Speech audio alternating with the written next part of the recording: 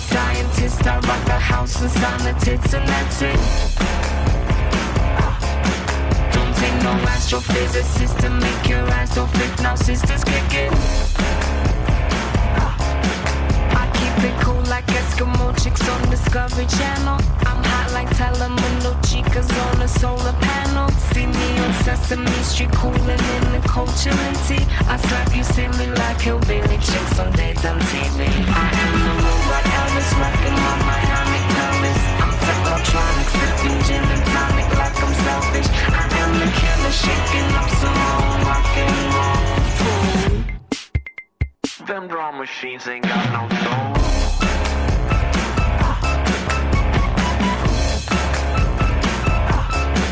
I'm not a rocket scientist. I rock the house and sign the tits, and that's it. Don't take no astrophysicist to make your ass so fit. Now sisters kick it. This is mission control. What is your status? We read you loud and clear. Permissions go to hit ignition. We're getting static. Please repeat your last confirmed position. I'm 10 feet tall and solid gold, and I demand submission. I am the robot Elvis rocking my Miami pelvis. I'm technotronic, sipping gin and tonic like I'm selfish. I am the killer shaking up some more rock and roll. Fool. Them drum machines ain't got no soul.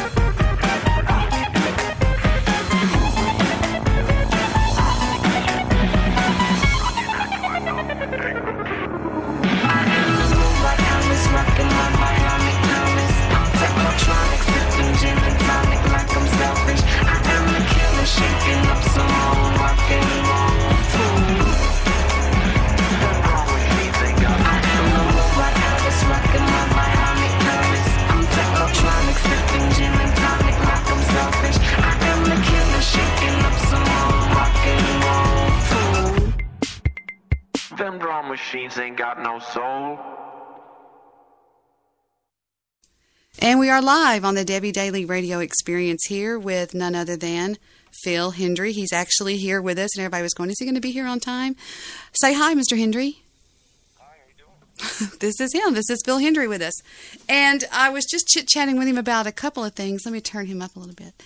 And one thing I wanted to ask you about was last night you did the improv. Now, my husband is swearing that there was something different about this night, and I can't really figure out what he's talking about. Now, was it? I told him the only thing that I could conceive would be the entire cast was there, the crew. Is that what it was, or what was it?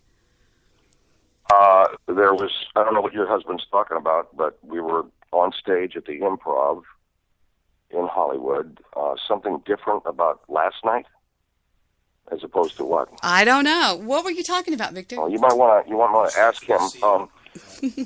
Yeah, what was he talking about? I don't know. Now, you're not really a stand-up comedian, so how did this? Because I'm not in LA. How did you pull this off? It's a one-man show, meaning it's a theater piece as opposed to just standing and telling jokes.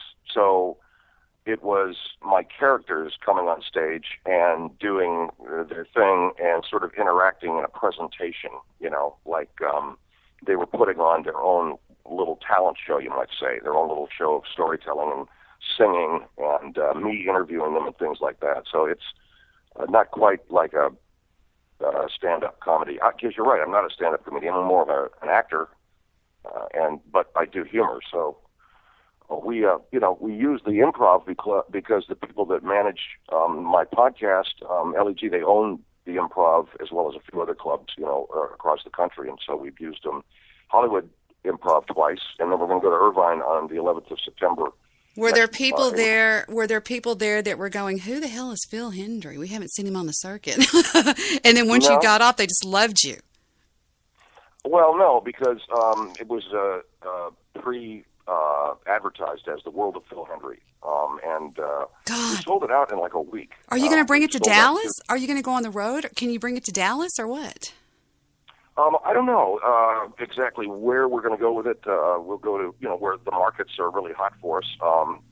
We've got LA has obviously a good market for us for starters, and then we're going to go to, I think, Phoenix, Tempe, New York, Florida, Miami, Tampa, places like that.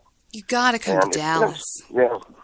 Now, I'm going to ask you some really stupid questions, but I am a female. What did you wear? What do you wear on stage? Because I'm imagining the toboggan, and, are you behind a desk, or tell me about it. Toboggan? What's toboggan? The toboggan. On your head. Toboggan is you mean the ski cap? The ski cap. No, see, it's really me standing on a small stage. Mm-hmm. I come out. The only thing that's different, well, there's a lot that's different. I'm obviously performing the characters live. I'm wearing a wireless mic. I'm not standing at a microphone that's standing there. And I come out and I was wearing like just a regular short sleeve blue shirt, with a pair of jeans and shoes and. I guess what I was trying to get at is, were you in any sort of a costume or anything like that? No. I guess. Okay. No, because you really, when you're doing, I use a minimum of, in fact, I use absolutely no props and no staging at all, because I wanted this to be a stripped down look at how I do these characters for the audience, and do it without any props or any costumes. So people are using as much of their imagination as they possibly can, and we're using the blocking, meaning that's where you stand on the stage. So I'm moving from place to place. Last night got really. There was a lot of improvisation going on last night, and I don't know why I did that. I think it was because our first show was so successful that because I had you have talent. You have talent. Well, that doesn't matter. Talent without practice and without the usual blocking doesn't do you much good. But I appreciate that. But you have talent, Debbie. But without a microphone, what are you doing with it? So I'm hanging wallpaper. yeah, there you go. Yeah, that's what we'd all be doing. So I have to. And last night I did a lot of improvising, and as a result, a lot of the blocking that I had practiced for the first show kind of went away, and I was just sort of moving around the stage doing a lot of improvisational stuff. I think what I'll do, what I'm going to do, I would much rather stick to what I've rehearsed and what I've blocked as opposed to improvising stuff on stage, because sometimes it doesn't feel comfortable doing that. I just want you to know that what everybody says over here behind your back, and there's a lot of talk. You have a lot of really big fans that listen to this show. Okay, and they say that you are just riding the wave into just success, because you have mastered these characters. You have mastered them. I mean, the way you do it, I don't think that many human brains could do what you do. And that is one thing that I find fascinating about you, Phil, is that the way you, and I don't know that there's got to be a lot of people out there that are listening that maybe don't know exactly what I'm talking about. And I do play on my show regularly some of Phil Hendrie's show. But one thing I find amazing is the way the characters are not getting along recently. Like, you could say that. Yeah. And I love... I would tell you, I would just tell you one thing, and I did message you. The characters tonight, to put it as theatrically but as truthfully as I can, are worn out. By that I mean, in order for me to perform them tonight, it would be absolutely almost impossible, because I actually tried doing it leading up to me calling you, and I don't have any throat for a couple of them. Yeah, that's the first question. The first question that we have from the audience comes from somebody called the One Angry Jew, and he wants to know how you do Margaret. And the reason why there's only one angry Jew out there, so that's in Dallas. That's a record. He's a really good friend of mine. And he wants to know, because he does a lot of really great voices, but he cannot master the female. I tell him all the time, you sound like the Jew doing a female. And you got to be a female. And let me tell you, I think people make a mistake when they think it's just about doing voice calisthenics, like listen to me do Bugs Bunny, or listen to me do the. It's not, and I think people that aren't professionals think that it's a matter of just doing funny-sounding voices. It's about being in character. I mean, you hear that a lot, but it's true. Exactly. Margaret, the voice of Margaret is your the mother. voice of Bobby Dooley is my mother. Yeah, so I have to get into this character of my mother. It's not a Norman Bates thing. You know, I'm not. You know, I don't break into her late at night and scare the neighbors. But You don't put on lipstick and lipstick and don't have to do that. But No. But you do have to get into character. Anybody, if you look at I would never compare myself to these people, but look at, for instance, Mike Myers. Mike Myers, when he does Coffee Talk, he's doing his aunt. When Michael Myers, when he does Austin Powers, you know, Exactly. That's going into character, and so you do that, and he does it, and he has to do it because he's in a film, and they wouldn't pay him very much money if he said, "I think I'll just do this without makeup and without costume." They would probably. Well, fire he him. has said many times that Dr. Evil is one of his uncles that he knew a long time. I just lost my train of thought. When he on Saturday Night Live, when he does Coffee Talk, and he goes, "Talk amongst yourselves. Here's a topic," you know, and that's his aunt, and also Billy Crystal does different characters that he has driven from people that he knows. And so I think, I mean, what you're saying, and I've told people before, you have to not do a voice, you have to do a character. So tell us a little bit about the characters. Who is the general, and tell us a little bit about him, if you don't mind. General Shaw is General Galen Shaw, and again, that was one of the voices I was attempting to do, and that's a in terms of doing the character mechanically, I have to raise the register of my voice. I have to sort of constrict my vocal cords a little bit. That character is a combination, I think, of a lot of very clipped official military people that I've listened to over the years. They're rigid. They're not. Was he in the big one? Was he in the big one? General Shaw was. When you say the big one, of course, I'm WW2. thinking really dirty stuff. No, he was in Vietnam. Oh, he was in Vietnam. The big one. He was in Vietnam, and the reason why we have him in Vietnam, we're having to kind of move our characters along age-wise. It would be almost impossible for the general to, World War II would have to be in his 90s, pretty much, or late 80s, and that he wouldn't be living very long, But so we have him as a Vietnam veteran, and Lloyd, for instance, has now become senile. He was our Korean War veteran, and he's getting on in years. But he's very rigid and inflexible, but clipped and proper.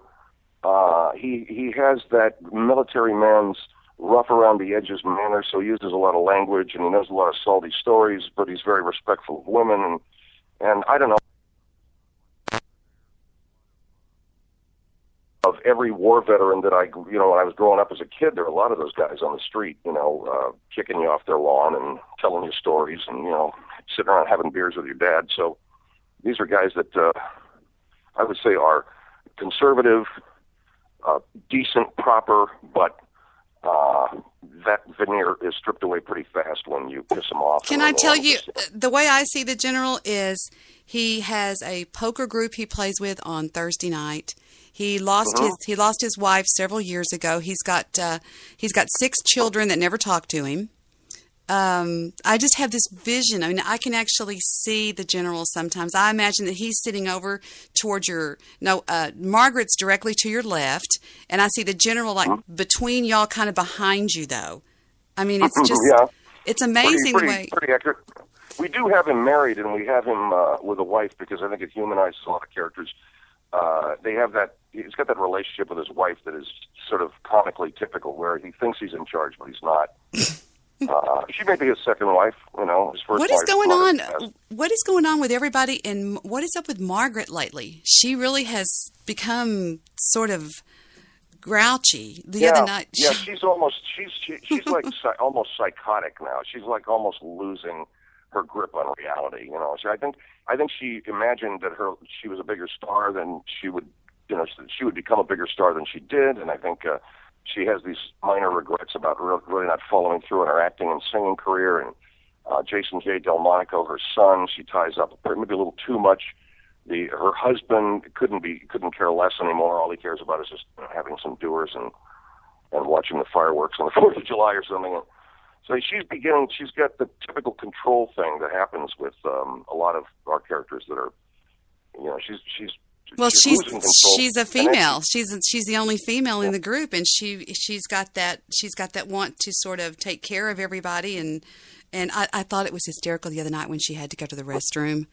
Oh, that was funny. She's always having to go. That's my mom right there in a nutshell. My mother was always talking about having to go to the bathroom or having to make sure the toilet's flushed, all this stuff, like really weird, So yeah, and she, I think Margaret, in her very tragic sort of way, is beginning to see the writing on the wall as, it ain't going to be as big a thing as she thought it was going to be, and so forth. I mean, look at, even in comedy, you have to. The reality is what feeds the comedy, and so Margaret's sort of desperation feeds how funny she is. And yet, if you look at the reality of her life, it's probably not all that pleasant. Same thing with another character, Bobby Dooley, she's like a psychopath. She has no emotion or feeling for anybody, really. It's just her little domain as being the Homeowners Association president. And what people think of her and how she's going to be running the meeting. And her future is like empty. It's just once her sons move out, and if she ever loses her little presidency of the Homeowners Association, she's got like this big empty road ahead of her. So a lot of people talk about me being Bobby Dooley because I'm Debbie Daly, and my husband's always behind me, and he's Latino, and they laugh, and it's just so funny the way they say he's like Steve. I love Steve. I love Bobby Dooley. But you and your husband, I probably have a far more loving relationship, And, she's horrible to Steve. She's horrible to Steve. Yeah. She's horrible. One of the funniest things I ever heard her do was the Jay North interview. Jay North? Jay North. No, not Jay North. Jay, the comedian. What's his name? Jay Moore. Jay Moore. I was thinking of Dennis the Menace. Jay North. Get it? Yeah, Dennis the Menace, yeah.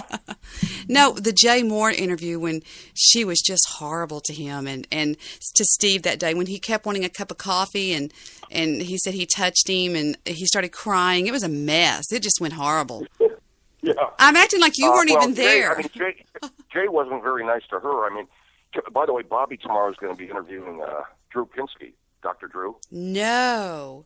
Yeah, so that's going to be a real train wreck. That's going to be hysterical.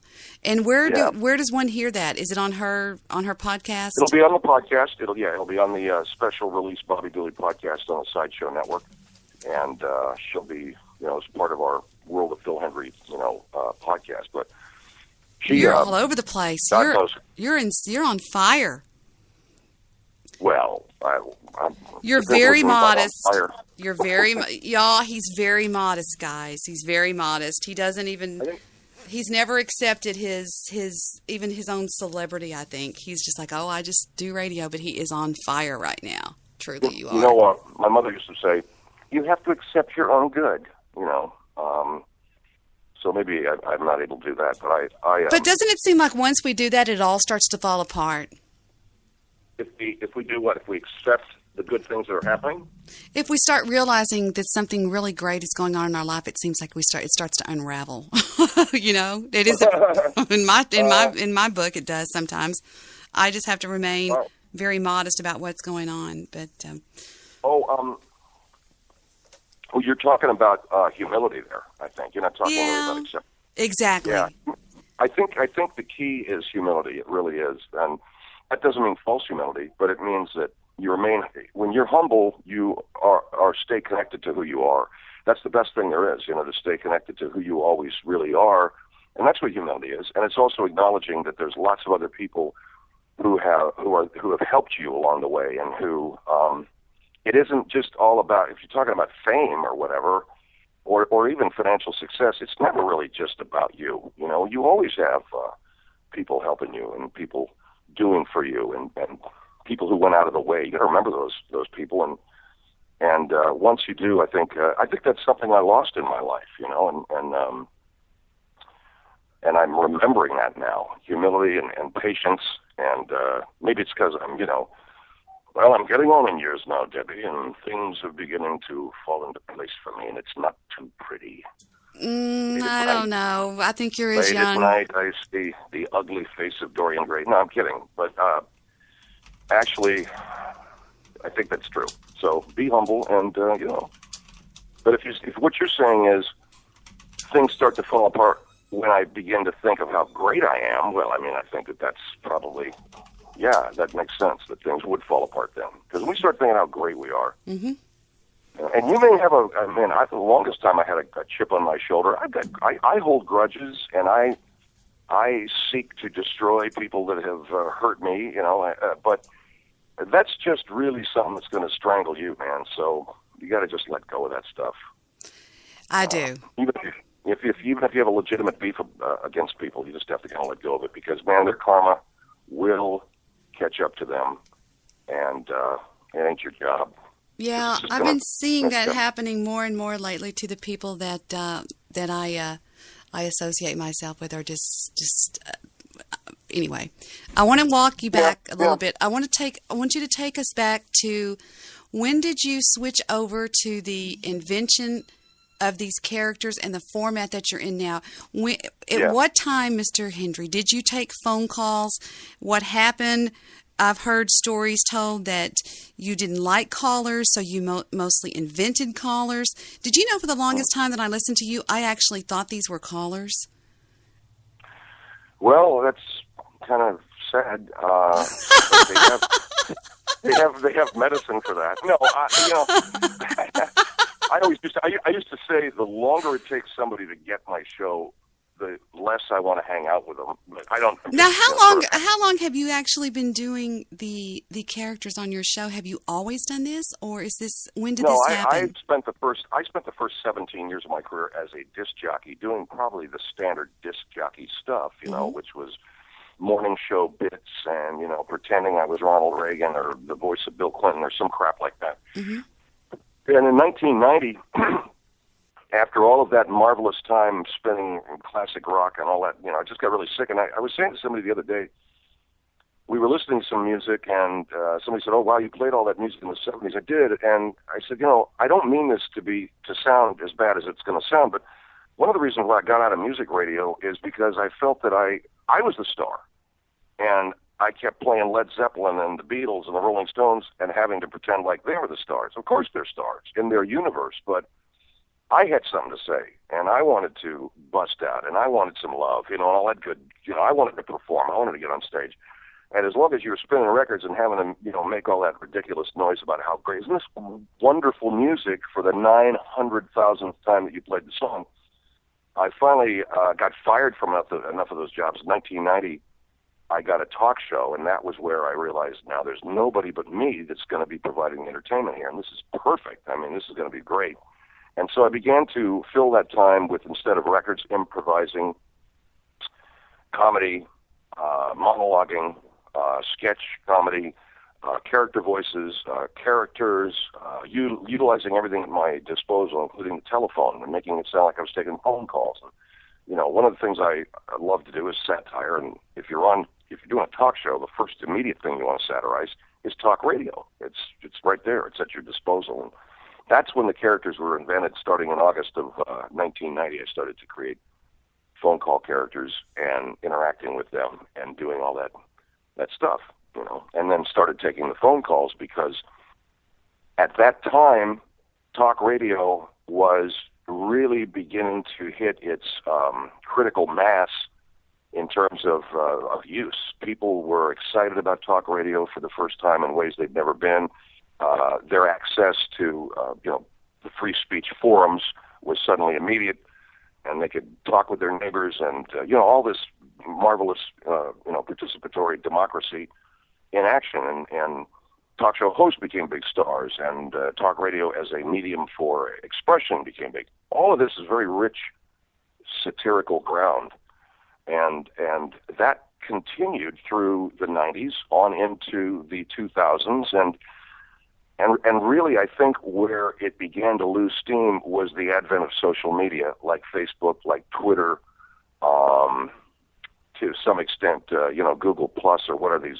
I can't really, YouTube, but really the big ones, Facebook and Twitter. And once those two areas of the new media began to take off, and what you're doing, Debbie, and what I'm doing, where the artist took over the tools of his creative life, that everything changed then, because it was as if painting was at one time controlled by only a handful of people, and you had to have $1 billion to buy a paintbrush and a canvas. But as soon as those paintbrushes and those canvases became available to anybody and everybody, which is what happened in the broadcast, podcast, new media revolution, everybody was an artist, and everybody could try it. You still only have one Picasso, and you still only have one Rembrandt, but at least it's more egalitarian, and there's more people out there doing it. And that really took the steam completely out of talk radio in terms of this exciting forum for exciting opinion and explosive opinion. And the phone calls dropped off. I mean, I was at TRN, which is a hellhole of a company to be associated with to begin with. I mean, because if... Was that Talk Radio Network? Talk Radio Network? Yeah. Okay. Talk Radio Network, yeah.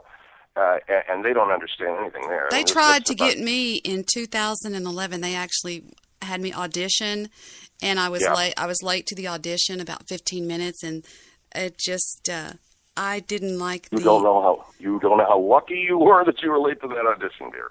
I didn't like the deal they were offering me, so I turned it down. No. But there was somebody there. Who was the guy that did it? I want to say. He was probably the same guy that you worked with. I'll think of his name in a minute. Mark Masters is the guy that runs the company. Right. I think that was one of the guys that I was dealing with at the time. Yeah. I remember that. I remember doing that. Yeah. And, so... Well, but in any event, so while that was taking place, if you're with a company like TRN, which doesn't understand what's happening, they still think that, talk radio is an important medium. It's not. People are listening to the radio less and less. They're going over to the on-demand, and I think the thing, Debbie, that makes podcasting, internet radio more interesting is that it's an on-demand experience. You can listen to it whenever you want to. You can load it up whenever you want to, and the episodes are, as they like to call them episodes, they are shorter in length, and again, you have a lot more people doing it. So you have these internet stars like Mark Maron, who's big, Adam Carolla, who's big, Chris Hardwick with the Nerdist is huge, and these are the new media stars, and these are not even radio guys, man. I mean, except for Adam, and that also tells you something else, that radio was so asleep at the wheel that this whole other thing was happening while these dumbasses were still trying to figure out whether they should have a website or not. And if they, I look on Twitter, and I love a lot of my friends in radio. They're great people, but some of them are still talking about, is Twitter valuable to you? Should you be using it? I mean, are you kidding me? They're still having this asinine discussion, how to use Twitter, how to use social media. I mean, it's pathetic. I think Twitter works for me. I don't know. Yeah, thank you. Yeah. Hello. I mean, it's like free advertising. Yeah, it is. It's basically it's part of the infrastructure. It's part of our infrastructure now. It's like, it isn't just, wow, let me try this out. It's necessary to our business. Yeah. Absolutely, absolutely. Tell me about your mentors as far. Now, I know I've heard you before when we were talking. You mentioned Lenny Bruce at one point was one of your original, if my memory serves me right, was one of your original mentors. Yeah. What comedic influence? Comedic, okay. What would you call your style of comedy? Is it and by the way, on this show you can cuss all you want. I cuss all the time, but I promised myself I wasn't going to cuss too much tonight. But tell me your comedic style. Where just talk about that a little bit, because I love it. I think it is my cup of tea. I think you are hysterical, and I know a lot of people I know do too. Thank you. Well, I just think it's satire. I think it's a satire. If you listen to what I do on the podcast, it's a satire, a traditional satire. Excuse me, it's a satire of a traditional broadcast presentation, I think. It could be a television show, it could be a radio show, but it's a satirization of that. And then it's also a satirization, I think, of personality and pettiness. I mean, there's one of the things, I grew up in a very petty environment. I grew up in an extremely petty household. Every little thing people would get upset with. Every little chicken shit thing, you couldn't let it go, you know. And so I really wanted to give expression to that. So what I do on my show, for people that haven't heard it, you know, I have these characters that are talking, and even if I say something like, well, the sun is up, I mean, the moon is up in the sky. If I make a mistake like that, it'll become 5 minutes of people making fun of me for having made the mistake of saying the moon is up in the sky. And then, of course, we have to have the comeback on that comeback. And, I mean, you know, that's my way of dealing with what I had to live with as a kid, and it drove me insane. I mean, it's hellish to be living in a world where there's no reason, you know, and there's no sense of, there's no... I can totally relate to that, because I was raised with a father that was a smart ass, to put it bluntly. For example, there was a time, and I've told this story before, I had a headache, and I was the typical sitting in front of the TV because Dad had one couch, Mom had the other couch, and we were just treated like peasants.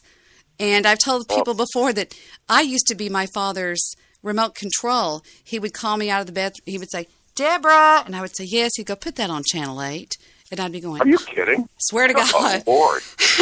And there was this one time I had a headache, and he said, well, you know what you need to do? I said, what? And I thought he was serious. He said, go in the kitchen, run the sink full of hot, soapy water. And I said, yes. He goes, get your hands in the water with a rag and rub the dishes and then rinse them off. And he goes, and I guarantee, you know, and that's what I was raised with. So there you go. Yeah. I can totally relate. But he was kidding. Exactly. But still, yeah. I was raised in a very different. My father was a lifetime Marine, so you can imagine the nutsoid that went on there. Funny, actually. Yeah, he was. Here's what you do that day. Dip your hand in. I mean, but yeah. Well, I can sort of appreciate your dad's sense of humor if that's all it was. I mean, if he was being more like seriously abusive or something, it would have been funny. But I could kind of dig where he's coming from. With my home, there wasn't that level of humor. There was this constant pettiness, you know, and. Yeah, I've heard you talk about your mom in interviews before, how your mom, your relationship with your mom has affected your comedy. And you know, they say most comics, I consider you a comic and an actor, that it comes from something strange in our childhood. What can you tell us about that, if anything? Well, I bet you that there are comics who had fairly healthy pasts, so I wouldn't want to say this is entirely true about everybody, but I definitely had a home that was not a happy one for a long time, and there was a lot of anger in my home. There was a lot of this kind of pettiness. There was a lot of borderline insanity sometimes. There was a lot of anger. And there, you know, I was the typical little kid that, you know, had to find escape from that stuff. I mean, I would walk around to the back of the house, you know, where there wasn't anybody, and I would just sort of trip on my own little thing. You know, I would, you know, play baseball back there. I would create sketches in my mind back there. I would come up with comedy back there, just as kids do. You know, did that in my room. You know, and because I had to get away from all this shit. So I think if you're talking about, you know, people who are good at comedy, or maybe I would say it extends to anybody who works in the world of imagination. You could be an artist, you could be an actor, you know, you could be a painter, anyone who's creative. You need solitary time for that. And so you learn to get that solitary time, and you also learn to escape from the craziness of your world, you know, because of this background you had. I was talking 2 nights ago, Phil, that all I remember is being alone. I just wanted to be alone. When I was 10 years old, I asked for a stereo for Christmas, and they got me the stereo. And I would stay locked up in my room for hours upon hours upon hours playing out, because my father was in radio, and we had a lot of demo albums, and I had tons of albums from Patsy Cline to, you know, all kinds of things. And I had the original comedy albums that were Tie Me Kangaroo Down, Sport, all these old things. Yeah. I would sit there and listen to things for hours on end. I didn't want to be with people. They were all nuts to me and my family, you know. I didn't want to be around them half the time. So, yeah. Oh, yeah. I hear you. Yeah, and we all did that. Yeah, I know. It's I don't know if you can be in if you're constantly wanting contact with people. I guess it plays out differently with people. I can completely dig where you're coming from. That's exactly what I did. Did you pretend like you were on the radio? Did you have little kind of make believe radio shows? I still have some old reel to reel from the old Brownie recorder that my father had. Then I went into the cassettes. It was the rectangular one where you had to push play and record at the same time. Yes, I was on the radio. Yeah. I would introduce, and now here is the Eagles with Lion Eyes. And then I would hold the microphone over to the speaker of the stereo and play Lion Eyes. And then I would say, and we'll be back right after this message. And it just... Yeah, and I would call radio stations, and I would record my call in the other room, and then I would go and listen to myself on the air. I was obsessed with radio when I was young, obsessed with it. But yes, I did. You know, I used to, for real, I used to go professionally, and now here are the Eagles. And you probably sound better than me doing it, and I got paid to do it. Because I hated doing that. I spent 17 Were years you good doing at that. Were you good at in beds? At in bed? Yeah, doing an in bed. Okay, like before they start singing, you know, when they're just doing the. Oh, you mean the vamp? You know, you mean talking up to the post is what we used to call it in the world of the 1970s. Hitting the post. Exactly. I bet you had. I never did that because I was in album rock, and in album rock we played the whole song. It was by the 1970s. It was considered to be uncool to talk over any aspect, any part of the music. So the 1960s was when you would talk shit up. And you also talk stuff up in top 40 radio or contemporary hits radio, yeah. But in AOR, you know, we played 3-song sets, and you come out of that and say, and before that we heard The Grateful Dead with Bertha, and before that we heard Led Zeppelin. And that's we have a question. We have a question from the audience. Somebody wants to know, were you ever a movie fan? And if so, would you tell us what kind of movies that you like to watch? Even back in the early days until now, what are your favorite kind of movies? Well, I mean, I like to watch. It's a couple things: historical films, good quality drama. I don't care if it's real or not. I like great comedy. I mean, what's your favorite movie? How about that? If you had, okay, that's it. There you go. Start. My favorite movie, that's wild, man. God, you know, the movie let me just go to a movie I've seen over and over and over again. It's a movie called The Verdict with Paul Newman. Another movie that I've watched over and over and over again is The Last Emperor, you know. So those are two very disparate films, but I love The Verdict because it has amazing performances. It's the most brilliantly written thing. It's about redemption. It's about a guy whose career is in the shitter, and he's able to pull himself up out of the hole and actually do something decent for a change in his life. I just saw a movie, I'll tell you, a movie right now that I can't tout enough, and I hope everybody sees it. And I don't know if most people are intelligent enough to even get it, but there's a great actor now. His name's Tom Hardy. He was in the Tinker Tailor Soldier Spy film. He played Ricky Tarr in that film. He's a blonde British actor. He's in a movie now called Locke, L-O-C-K-E. This movie takes place, the entire movie takes place inside of an automobile as we drive through the night with this man, Ivan Locke. And Ivan Locke is on the phone as he drives along the motorway in Britain, and he's on his way to a young lady in a hospital who's giving birth to his baby. She's not his wife. And we find out a lot of things about Ivan Locke in this film. As he drives along, he's talking to this young woman. He's also calling his home to tell his wife why he's not going to be home, and he's going to be honest with her. He also has a huge construction job that he's due on site for that morning. He won't be there because he's going to go be with this woman who's giving birth to his baby. And in so telling his bosses he won't be there, he's being fired. But he is still going to see that job through, and so he's telling his underling exactly what he needs to do, even though he's been fired. And when he's not talking to the people on the phone, he's looking into an empty back seat in the rearview mirror, and he's talking to his father, who's not there. His father's long dead. He's telling his father how much he hates his guts, what a weak piece of shit he is, what a sorry bastard he is. And he's saying to this invisible man who's no longer there, he's saying, I'm going to do everything that you didn't do. I'm going to be a decent man. I'm going to fulfill my obligations. I'm going to man up.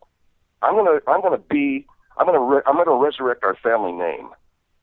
And it's the only time in the movie when he's really angry, talking to this empty space in the back seat. And then he goes back to the phone. He's got the guy calling from the construction site. You're going to be fired. You got to be there. I can't be there, but I can tell you, you can do the job. Here's what you got to do. Here's the kind of cement we ordered. The girl from the hospital, she's calling. Do you love me? He said, that's got nothing to do with it. I'm coming there to be with you. I want to make sure the baby's okay. The wife calls him back and tells him not to come back to the house. He's being thrown out. He's supposed to be back at the house to watch a soccer game with his sons, who are also calling him and telling him about the goals that are being scored. And you're watching this guy in a car. There's nothing else but the interior of this automobile, and occasionally the director shows us a truck passing by. The things you and I would see as we drive through the night by ourselves, lights, a passing car, the reflection of the radio on the windshield, the dim light inside the car, the screen lighting up with these phone calls that are coming in. One actor on camera, which is Tom Hardy, all the other actors, and they're all phenomenal. You only hear their voices. Debbie, getting to this thing of radio and podcasting, and what does audio do? You ought to watch this movie and hear the performances of all of these actors, all of whom we only hear and never see. The only one who we do see is Tom Hardy. I can't recommend this movie enough. It came out in 2013, way under the radar. Brilliant actor, incredible movie. I haven't seen anything like it. Tell me, have you ever seen a movie where there's only been one performer in one set for the entire film? That's been really well done. Are you still there, Debbie? I was sitting there talking to you on mute. I've seen a film called Enter the Void. Enter the Void is pretty much shot from it's about somebody that dies, and it's how you experience the afterlife, and it's based on the Tibetan Book of Death. It's a very interesting, very dark film, but it won a lot of the film festivals. But it's called Enter the Void, and that's the only one I can think of I'm trying desperately to get my co-host on the air with us because he's a movie buff and was going to. But the problem is I can't add him to the call because you called in on a blocked number, and Skype, as you know, refuses. It does not allow anybody to be added into the call on a blocked number. So I didn't know that. I'm sorry. No. That's okay. What I did is I actually started my blog talk show too, thinking I could put him in on the switchboard, but I can't even add the switchboard to the call. So it's just going to be us. I apologize. No, it's okay. So how is it that you're hearing me, not on Skype, but on the phone? Yeah, you called in on my Skype. You called in on a phone, right? Yes, I called on a phone, but because I blocked the number, you're not hearing me on the Skype line. You're hearing me on a regular phone line? No. I'm hearing you on. You called into my Skype. So I'm hearing you on Skype. I'm in my studio on Skype, but you called into my Skype. Do you have Skype? Yeah, I do. As a matter of fact, downstairs. Oh, because what I can do is I can Skype you in with me, the same thing that we're doing right now, and then I could add him into the call or whatever, but it's sort of just, whatever we decide to do. But he keeps asking me all these questions as well as other people are too. Here comes another one from somebody else. Yeah, go ahead. I'm sorry. I took a lot of time with that last one. Oh, I'm sorry. What? No. Everybody's asking all these questions. Did you go to college? And if so, did you go and get any kind of radio? Did you go to any kind of radio school or anything like that? They're wanting to know. No, I went to a year of JC, and that's it. And I didn't take any. I took a telecommunications class, but it was nothing that even approaches teaching you how to be on the radio. I don't recommend it. I don't think that. They're asking what got you in. How did you get into radio? Is basically what they're saying now. I basically made a tape on the recommendation of some people that I knew. I didn't know how to do it, and they said, "Well, make a tape with you reading some commercials and some news." And let's see how you sound. And I did, and I took it around to every radio station I could think of, and I literally walked it in with a letter of introduction and as professionally as I could, and whatever resume I could put together. And in those days, of course, I was very young. I was 19 years old, and so I thought, well, I'll put my resume together. Well, what does this guy care that I've worked in construction, and for a veterinarian, and what's that got to do with radio? But I did that as well as I could. I would say now to anybody who wants to do that, put your schooling down if you want, just to give them a sense that you're committed and have stuck through, certain things in life, and put a tape together of you reading. I personally have my own ways, if I were a program director, of how I would pick a talent. But nonetheless, I made a tape, and I just literally walked it into the radio station. I said, "Hi, I have a tape. I'd like your program director to hear it if he has time. My name is Phil Hendrie, and okay, yes, is your name, is your address on there, Mr. Hendrie? Is your phone number? Yes, it is. Okay, well, we'll see what we can do. Don't call us, we'll call you. Yeah, but thank you very much. His name, what is his name? His name is, I would call ahead, what is the name of the program director? His name is so-and-so. Okay, great. Then I know who to address it to, and I know who to give it to. I wouldn't fill these out in triplicate, please. Yeah, but I would just walk it in, and I wanted to make sure at least I knew who it was going to, so I would make some calls ahead of time. Okay, prove me right on one thing. In radio, it's who you know, not what you know. In radio, it's who you know, not what you know. I don't know. I don't know if that's true or not. You're talking about different eras. For somebody trying to break into radio, I mean... well, who did I know? Well, that's true. That's true. I didn't know anybody either. So yeah, so if you break it into radio, no, I don't think it's true. I think who you know is important if you're good. So I would assemble what you just said. I would say, in radio, it's who you know if you know something. If what you know is good, then who you know helps. But if you know somebody, but you got no talent, you aren't going to last very long. You may get a job, and you may be someplace, and the first thing that's going to happen is people are going to be talking behind your back saying, "How this clown got a job? He sucks. He can't do anything." Well, he knows the president of the company. Well, good for him, because you are not going to get along with your coworkers. People are not going to respect you, and radio is cutthroat. Radio is cutthroat, especially people like you and I who came up from the bottom and don't have any friends. If there's some guy getting a gig ahead of me because he happens to know the president of the company and hasn't got any talent, I'm not going to be that guy's friend. I mean, I understand it's not his fault, but I'm not going to waste my precious time and my talent and my ability trying to make a silk purse out of a sow's ear because this dude, his daddy, knows the president of the company. So bingo. How does it feel? I'm sorry, I interrupted you. These questions are coming in just one right after another. No, okay. Go ahead. I apologize. How do you feel right now being your own boss? Be honest. I mean, because you're running your own gig. Tell us about that. It's the best thing to do. It's the only thing to do. It is far more complex a world. You're having to deal with if you're a chef, but you happen to own your own restaurant, then you're also dealing with plugged up toilets and whether or not the supply is getting in on time. And you're not really just exclusively concentrating on being a chef. But if you're willing to deal with that, it is absolutely the best possible world because I'm dealing directly now with my so-called customers. I'm dealing directly with my listeners now. There's nobody in between. There's no asshole that's getting the message wrong. There's no one, I'm the guy, and do you talk to the advertisers yourself? I don't deal with advertisers. I deal with subscribers. Now, I've heard you talking about advertisers lately. Now, I'm a big fan. I know all about you, okay? I know that I'm going to go over there and fill that out on the if that's for. Are you for real about the filling out of things? Oh yeah, the podcast survey. We don't have advertisers right now. We're going to try the world of advertising and podcasting, but I haven't seen anything for Phil Hendrie that makes me jump and shout.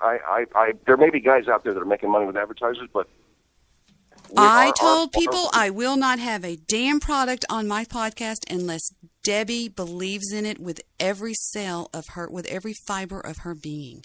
And there are a few products out there.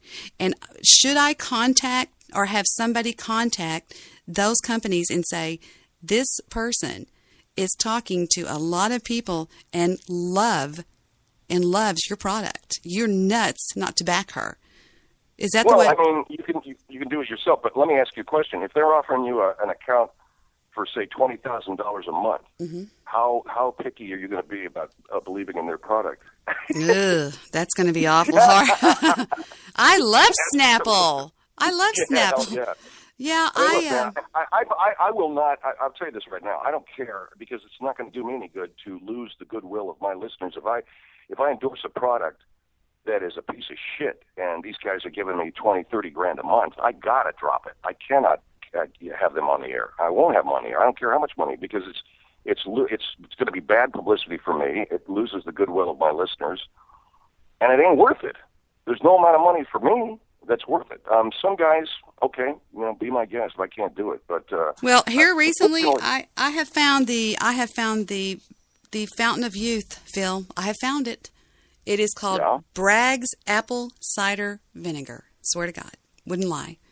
Ask anybody. I have got so many people out there that are doing this. They're ordering it at Amazon.com. They're buying it. They're drinking it.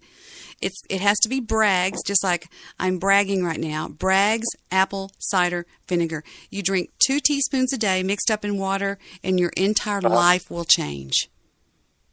And Phil, you will.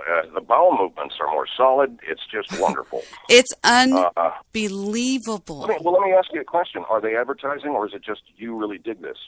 No, they're not advertising. No. Well, so here's what I would do if I were you. You got to get your people calling that advertiser and saying, "We love your product. We found out about it through Debbie Daly." That's number one. Then you get in touch with their account exec and start talking some business, man. If these guys are like, they don't see the value in it, if they put it through their little biocomputers and they have their little people there go, let's see if we can, what is this, and it doesn't make sense, it doesn't make sense. But hey, it might be worth a buy just to say, wow, this woman is, this show is driving business for us. Why wouldn't we want to put some money into her show? I would definitely have people contact the company and say, hey, this is how we found out about your product. We buy it. We love it. Well, I think it's interesting that you are actually asking your listening audience to say, you're asking them, hey, what would y'all like to, what are you interested in as far as products go? I mean, I think that's excellent that you're going to put this to the listeners, I think that's great. We're doing it through a company called Earwolf. They have a great advertising. And we also have a terrific company we work with called Molotov LEG. But I think that it is a first step. I don't know about surveys. I'm not an advertising, I'm not an advertising brain. I do know that when you do call-out survey or when you ask people opinions that are fairly general, you're going to get very non-specific answers. You may even have people answering that podcast survey by saying, I'd like to answer, but first of all, I think Phil Hendrie's a piece of shit. I would never listen to a show. You're going to have that. All kinds of weird answers. And so you have to sift through a lot of stuff to get to what it is that you want. I don't know, man. I'll see. I believe in these guys. I think they're great. But personally, I like what's called aided recall, which is, what kind of apple cider do you like? As opposed to just saying, what are products that you dig and that you would buy? But I don't know how to survey it. You took it, right? Or you filled it out? No, I'm fixing to. Okay, well, see, that's it'll be interesting. I should go over there myself and take a look at it. You should do it anonymously. Yeah. I don't know. I think it's for those of you who don't know what we're talking about.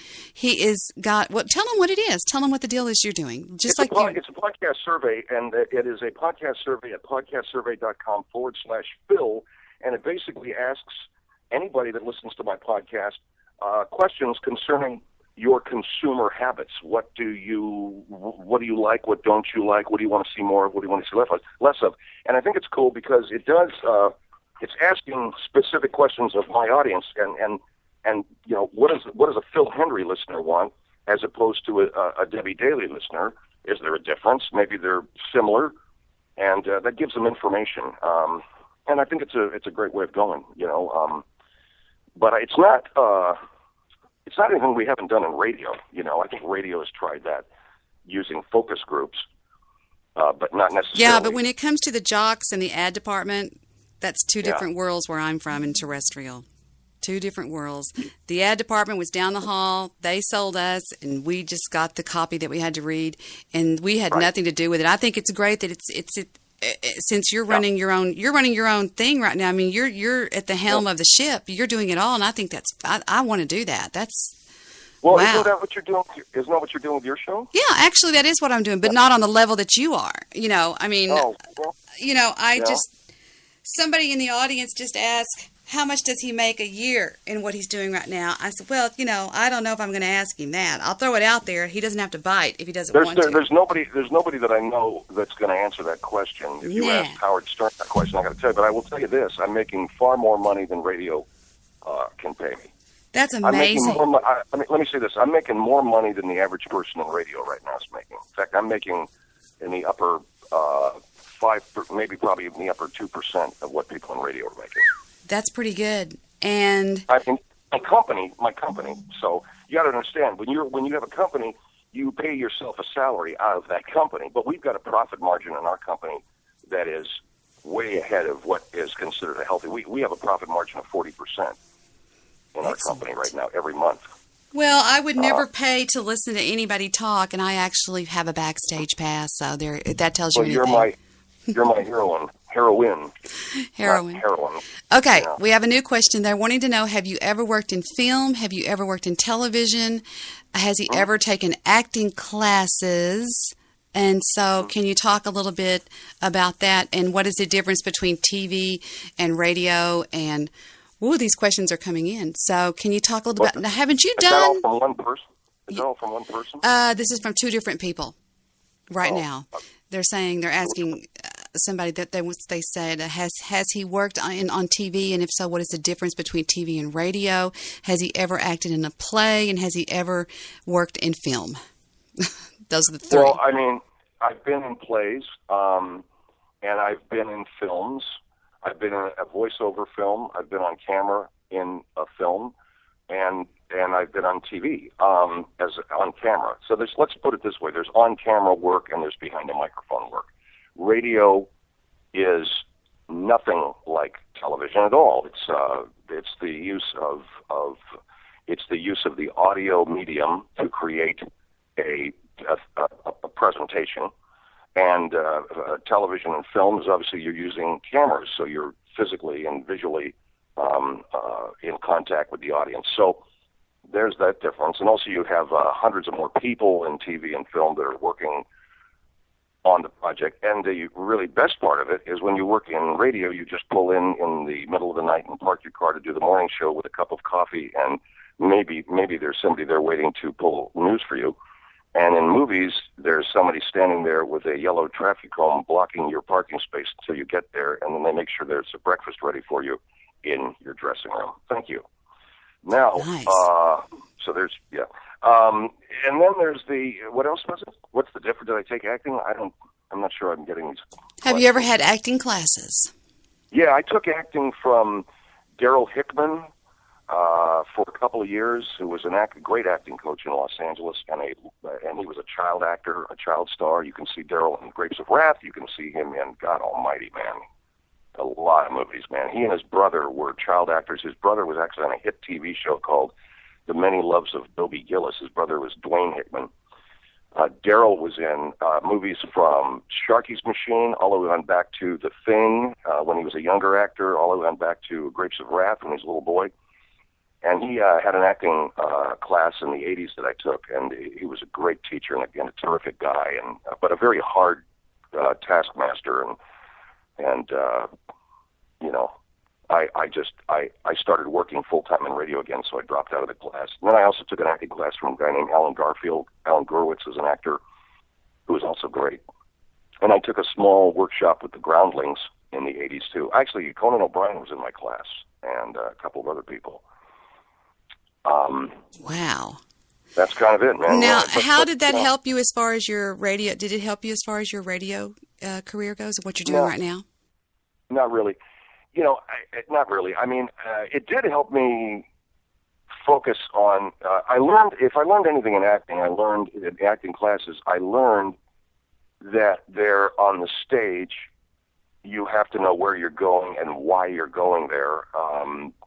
So there's things called blocking, character. The biggest thing, though, for me was the importance of knowing your lines. I mean, literally getting your lines down and getting them down so good that they become second nature, and that you don't even have to think about them and just move on and do what you have to do. But I have to tell you that as I go through doing any on-camera work, which I think I am, if I would indulge you for a moment, I would just simply say this. There was a point in my radio career where I finally put it all together and I exploded, and I did the kind of radio show I want to do.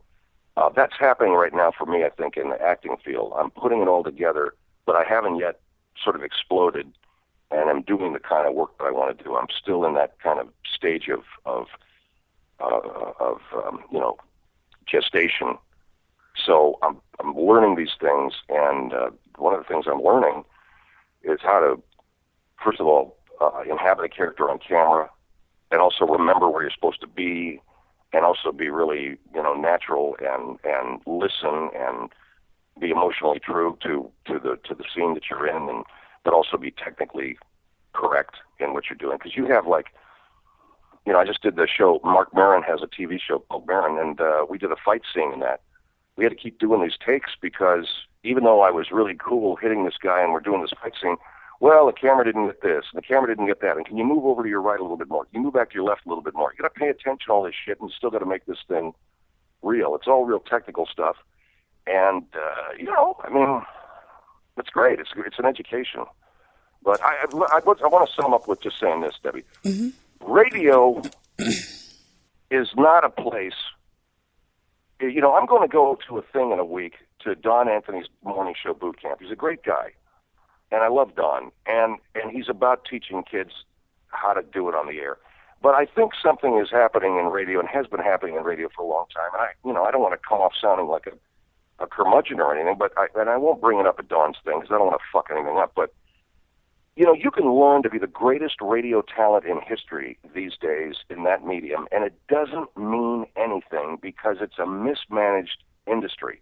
It's an industry going down the shitter. And I have to say this, and I say this with the greatest of reluctance, too, to anybody that's listening tonight or wants to go into radio. You got to understand, if you want to be a great radio talent, keep working at that.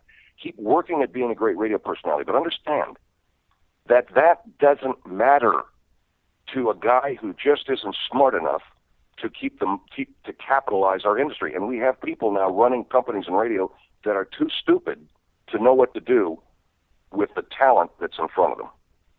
And you bingo. Yes. They may think it's an impossibility, but let me tell you something. Just because America says that in our society the very best rise to the top, we know from what happened in 2008 that sometimes the very most crooked rise to the top, man. And they take everybody down with them. I mean, that's what happened with the 2008 bubble. We had a lot of guys that were just trying to take the money and run, and they outwitted anybody that was really, really talented at making money. The radio business right now is on its way out. Not crippled or hobbled. It's over. Unless they do something dramatic, because the people that run that industry today did Clear Channel kill the radio star? Well, no, I'm not going to attribute it to one company. I think every single solitary radio executive out there that sold his company to Clear Channel or that did the exact same thing. I'm not going to give Clear Channel a pass when we still got ABC and Cap Cities and whoever else owns them this week. Who owns ABC today?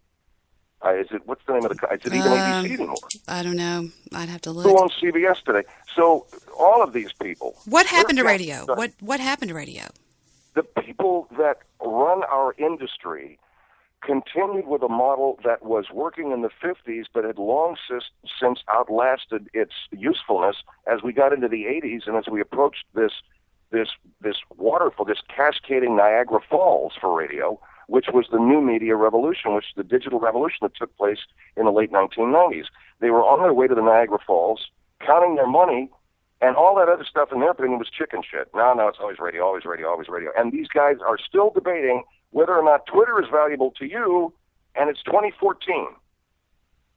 I just went to a radio thing in Los Angeles at the Steve Allen Theater. It was a talk radio seminar. It was about as embarrassing a thing as I've ever been to in my life. It had all the number one talk radio people there. I talked to a very big program director from this company, you're talking about Clear Channel, who said to me after we laughed and said, "How you doing? I'm great." He said, "You know what? 90% of these people are looking for a job." I mean, it was a joke. The actual presentation was sloppy and unprofessional. It was in a theater that's small and run down. It was It was like I was looking at the radio business in total, just falling apart at the seams. And so what you're saying is the executives, the men in the carpeted offices, are messing. Yes, they're messing it up. Absolutely, yes. And the program directors and general managers that allowed them to take our industry over the Niagara Falls, which is where it is right now. And they must take the responsibility. They cannot blame the talent anymore. They used to do that. They used to say, well, I could sell this shit if we didn't have Opie and Anthony doing all that stuff. If I didn't have this and I didn't have that. And, I've come around in my thinking, I don't give a shit what Anthony did or what he said, and it might have been racist, and it might have been the worst thing in the world. But you want to know something, man? Mm-hmm. Either you have the courage to back up your talent. You hired the guy. You put him on the air. You know who he is. You know what he is. And there's Sirius XM. Stand behind your goddamn people. Yeah. I don't like what he said. I don't like what Anthony said. But you want to know something, man? Sirius XM cannot claim that there's some sort of island in this storm of bullshit when they act exactly like these assholes at Clear Channel or at ABC or at CBS. There's just no difference. They're a bunch of suits that decided to jump from terrestrial to satellite. And by the way, they've taken satellite radio into the world of irrelevance because now it's all digital. What happened to satellite radio? Exactly. What happened to it, man? Well, I'll tell you what. They took it into a world of irrelevance by hiring all the same assholes that took down terrestrial radio. I don't understand why everybody doesn't do podcasting. Now, I hear people say all the time, oh, that's not real radio. That's not real radio. It's podcasting. It's podcasting. I completely disagree. Well, let me ask you a question of those people. Do they know how much money is being made in podcasting? And if they say it's not really radio, I just got done telling you I'm making more money than 95% of the poor bastards that are still in radio right now. Yeah, that's what I tell them. They're like, if you were really in radio, you'd be on terrestrial radio. Phil, I would not accept a terrestrial radio job right now if they hand-walked it over here to my house on a silver platter and offered it to me. What if they offer you a lot of money? Well, I would do, there's not much I wouldn't do for a lot of money, I'm joking, but, No, I'm with you there, but the fact is they don't have a lot of money. They don't have a lot of money. No, they don't. And not only that, you are so governed. The program director sometimes will sit down and go through every word you said on that show. I mean, they literally, it just makes you feel... No. Are you kidding? I mean, any guy that's doing that is that guy. Get out of radio, pal, and go work for, the Iran television. So who's doing that? Are you serious? There was a guy named Gavin Spittle he's in CBS Radio, and he's now working down. He's big now. He actually got moved up to one of the regional program directors over CBS Radio. But that guy literally destroyed one of the big FM talkers here in Dallas that had an anchor of Howard Stern, and I mean, he destroyed it. He destroyed it by taking everybody into the offices and going over everything they said. And I don't know. He's still in the business. No, you don't manage talent that way. You don't take a guy's show and then tell him this is wrong, that's wrong. He's going to do the show he's going to do. You might as well fire him. I would feel better if a guy just fired me and said, Phil, your show's not right for my company. Great, I have more respect for that guy than him taking me into the office and saying, don't say this and don't say that. I don't know if I'd be able to hold my temper. I'd probably pick the guy's desk up and push it out a window. And, that's what happens in our business. I wouldn't do that. But that's why guys, some people get really pissed, But look, we can talk all we want about personalities and we can talk all we want. I'm simply saying to all of your friends and listeners, Debbie, that say to you, well, it's not really radio. You're probably dealing with a bunch of lightweights that don't know anything about the business model. I would say to them, do you know what do you know what's going on here, man? Do you know the money that's being spent now?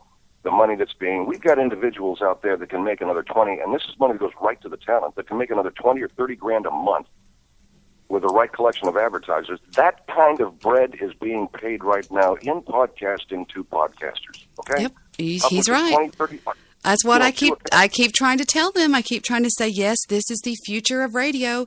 I'm sitting here doing this is radio. This is as much radio as you're going to get. And the other radio, the terrestrial radio, is going down the shitter. It's already in the shitter. It's just waiting to be flushed. I mean, and ask them how much. Sirius doesn't even pay most of their talent. And when I'm not saying they're not paying enough. They're not literally zero. They don't get paid. They get their payment is the promotion for whatever gig they're doing, like a stand-up comic.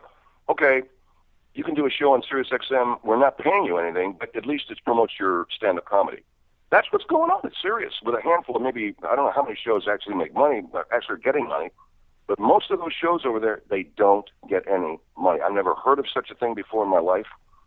But if that's what it's at, if that's where they're at, see you later, man. And but to be honest with you, Debbie, that's why I do television and why I go out and do auditions and why I go out and I'm doing a live show, and we're going to do our third live show in September, because I'm not relying solely on one, as we used to say, revenue stream. I'm doing a whole bunch of things, man. And if I were you, because you're a multi-talented woman, you probably should do some sort of live presentation as well. I mean, I would love to see you on television, man. Oh, this bullshit. Did you see this thing in Dallas, this View type show where they were talking about, I think it's racist that they're being homophobes. Did you hear that? No, I didn't. I did not. Oh, my God. No. What was it? Are you in Dallas? Yeah. Are you in Dallas? I'm in Dallas right now. Mm-hmm. Okay. You're not 3 hours ahead of me, are you? Right now, it is 11:15. Okay, cool. What time is it? What time is it where you're at? There's a show on it. Well, you said when I came out at 10, when I came out at 8, your husband ran and said it was 10:55, which would make it 5 minutes to 11, which would make it a 3-hour difference. I was trying to do the math in my head on that one, so maybe he got the time wrong. But anyway, there's a show on in Dallas of these 4 women that it's like a Dallas version of The View, mm-hmm. and they were talking about the kiss between the football star that got drafted and his boyfriend. You remember? Mm-hmm. Mm-hmm. Mm-hmm. You do. Because yes. You're on mute, so this is how it sounds. No, I'm not on mute. I'm here. I'm with you. Well, I don't watch a lot of TV, but go ahead. I want to hear this. Well, they had this debate going. The older chick, the older woman said, well, I just don't like to have it pushed down my throat. The typical sort of straight person argument. Well, this other woman, who I would probably tend to agree with, said something so dumb. That was, to me, it was the high point of the thing. A lot of people thought it was just the homophobia of this woman, but this other gal said, well, I think that it's just as racist to not want to allow 2 men to kiss. And I remember thinking, what does that got to do with race, man? We're talking about homophobia. That's a sexual orientation issue. So I thought that with that kind of shit going on TV in Dallas, you, Debbie, should be on there. Like, putting you there would be an IQ leap of about 100 points right away. So that's my suggestion. Everybody tells me that. Okay, you heard it. Let's go. Have somebody get on that, man. Victor tells me, my husband tells me I could do my own show. He says he sees me as a Chelsea Weekly. What's her name? Chelsea, what? Chelsea Handler. Chelsea Handler. He says, Debbie, you can take her show and run with it. But whatever. I would do whatever is comfortable for you, like whatever. Oh, bullshit. It's not about the money, Deslex. He says, how can I tell him that I want to know how can I take my wonderful self and get on Sirius? And I said, you don't want to be on Sirius. He says, how can I lead a path to Sirius? I said, there's no money in Sirius. And he goes, Who said that? A guy in my that's sending me messages, and he says, it's not about the money. It's not about the money? Bullshit. That's exactly right, Jewish producer.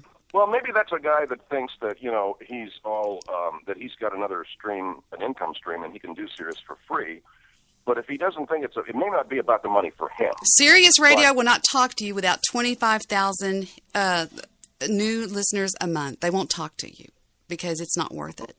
it's not worth it. I've thought about pitching to Sirius, but it's not worth it. I mean, I don't even pay to listen to Howard Stern. Like what I'm saying, the only thing I've done is I do pay the backstage pass to because now let me ask you just a personal question between you and I. On the backstage pass, am I paying? Because I hear you say all the time that the podcast is free right now, but am I paying to actually? 5 days of the podcast is free, and then it goes behind the paywall. So 5 days of our podcast, 5 shows is free. Then it goes behind the paywall. Mm-hmm. But do I get to see you? I get to watch you perform, though. Do the people the freebies? Do they get to see you too? No, they don't. No, they don't get the visual. They don't get the video cast. No. Oh, that's what's so amazing is to watch him. It's pretty scary. I mean, my sympathies to you, Debbie. Some mornings, I'm barely alive, but sometimes I can tell you've had a long night. Yeah. Oh my God, but I would say that what we're doing with the podcast survey is, because I don't know. I mean, we are experimenting with we're talking about a lot of different ways of doing this, man. A lot of different ways of doing this. I mean, look, and there are 1,000,001 different ways, but it's all about, at the end of the day, it's about monetizing what you're doing. And anybody, like the guy that just sent you the message, it's not about the money. That guy doesn't understand really how the world works. If somebody values you and values your work, they want to compensate you for it. If someone's going to put you on the air for free and you're happy that they're not paying you and they're happy that they're not paying you, you're not going to be long for their world, because they're going to find someone that they actually put value on, and they'll replace you. Phil, I want you to do me a favor. I want you to say, Alan Wayne, there is say Alan Wayne, there is no future in terrestrial radio. Say that. Well, what is this guy's last name? Lane or Wayne? Wayne. He's in my... Alan Wayne. I don't know who you are. You're probably a great guy, but I tell you what, man. You want to go into terrestrial radio and not get paid and have nobody listening to you. Wow, that's great. But you could do that right now in your garage, man, with a microphone that's unplugged and just a pretend radio station, and you could just talk to nobody. And why do you want to go into terrestrial radio? When you can do that in your garage or your basement, or when that's what I tried to tell him. I don't know. I'm just like, I just want to pull my hair out and just kill him. Like, dude, yeah, you can work for free, man. Tell you what, come on over to my house, man. I'll listen to you, man. You can have an audience of 1 if you'd like.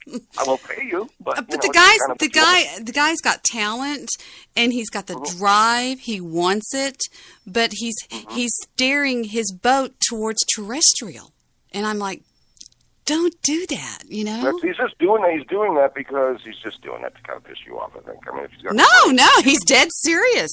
He's dead serious. Well, okay, fine. Ask him what's the, I bet you that guy doesn't have any real reason for that, other than it's been a dream of his since he was a little boy. But I mean, look, man, I'll tell you this much. There's a lot of radio stations out there, and right now they don't know what to do. Somebody's going to come along and figure out what to do with them. There's no question that someone's going to come along and figure out what to do with them. The question is, will it be too late to bypass or to overcome digital radios in your car? If a guy is in his automobile and he can hit that touch screen and pull up the Phil Hendrie podcast, and the next thing I want to hear is Debbie, then the next thing I want to hear is Howard, then the next thing I want to hear is NPR, and he is on demand punching up all of the shows that he wants to listen to. He doesn't have to wait till 9 o'clock to hear it. He doesn't wait till 1 o'clock. He doesn't have to wait till 11. He doesn't have to look around. Who taped the show last night? Because I don't have it. He can punch it up on demand. There it is in his car. Pull it in Wi-Fi digitally.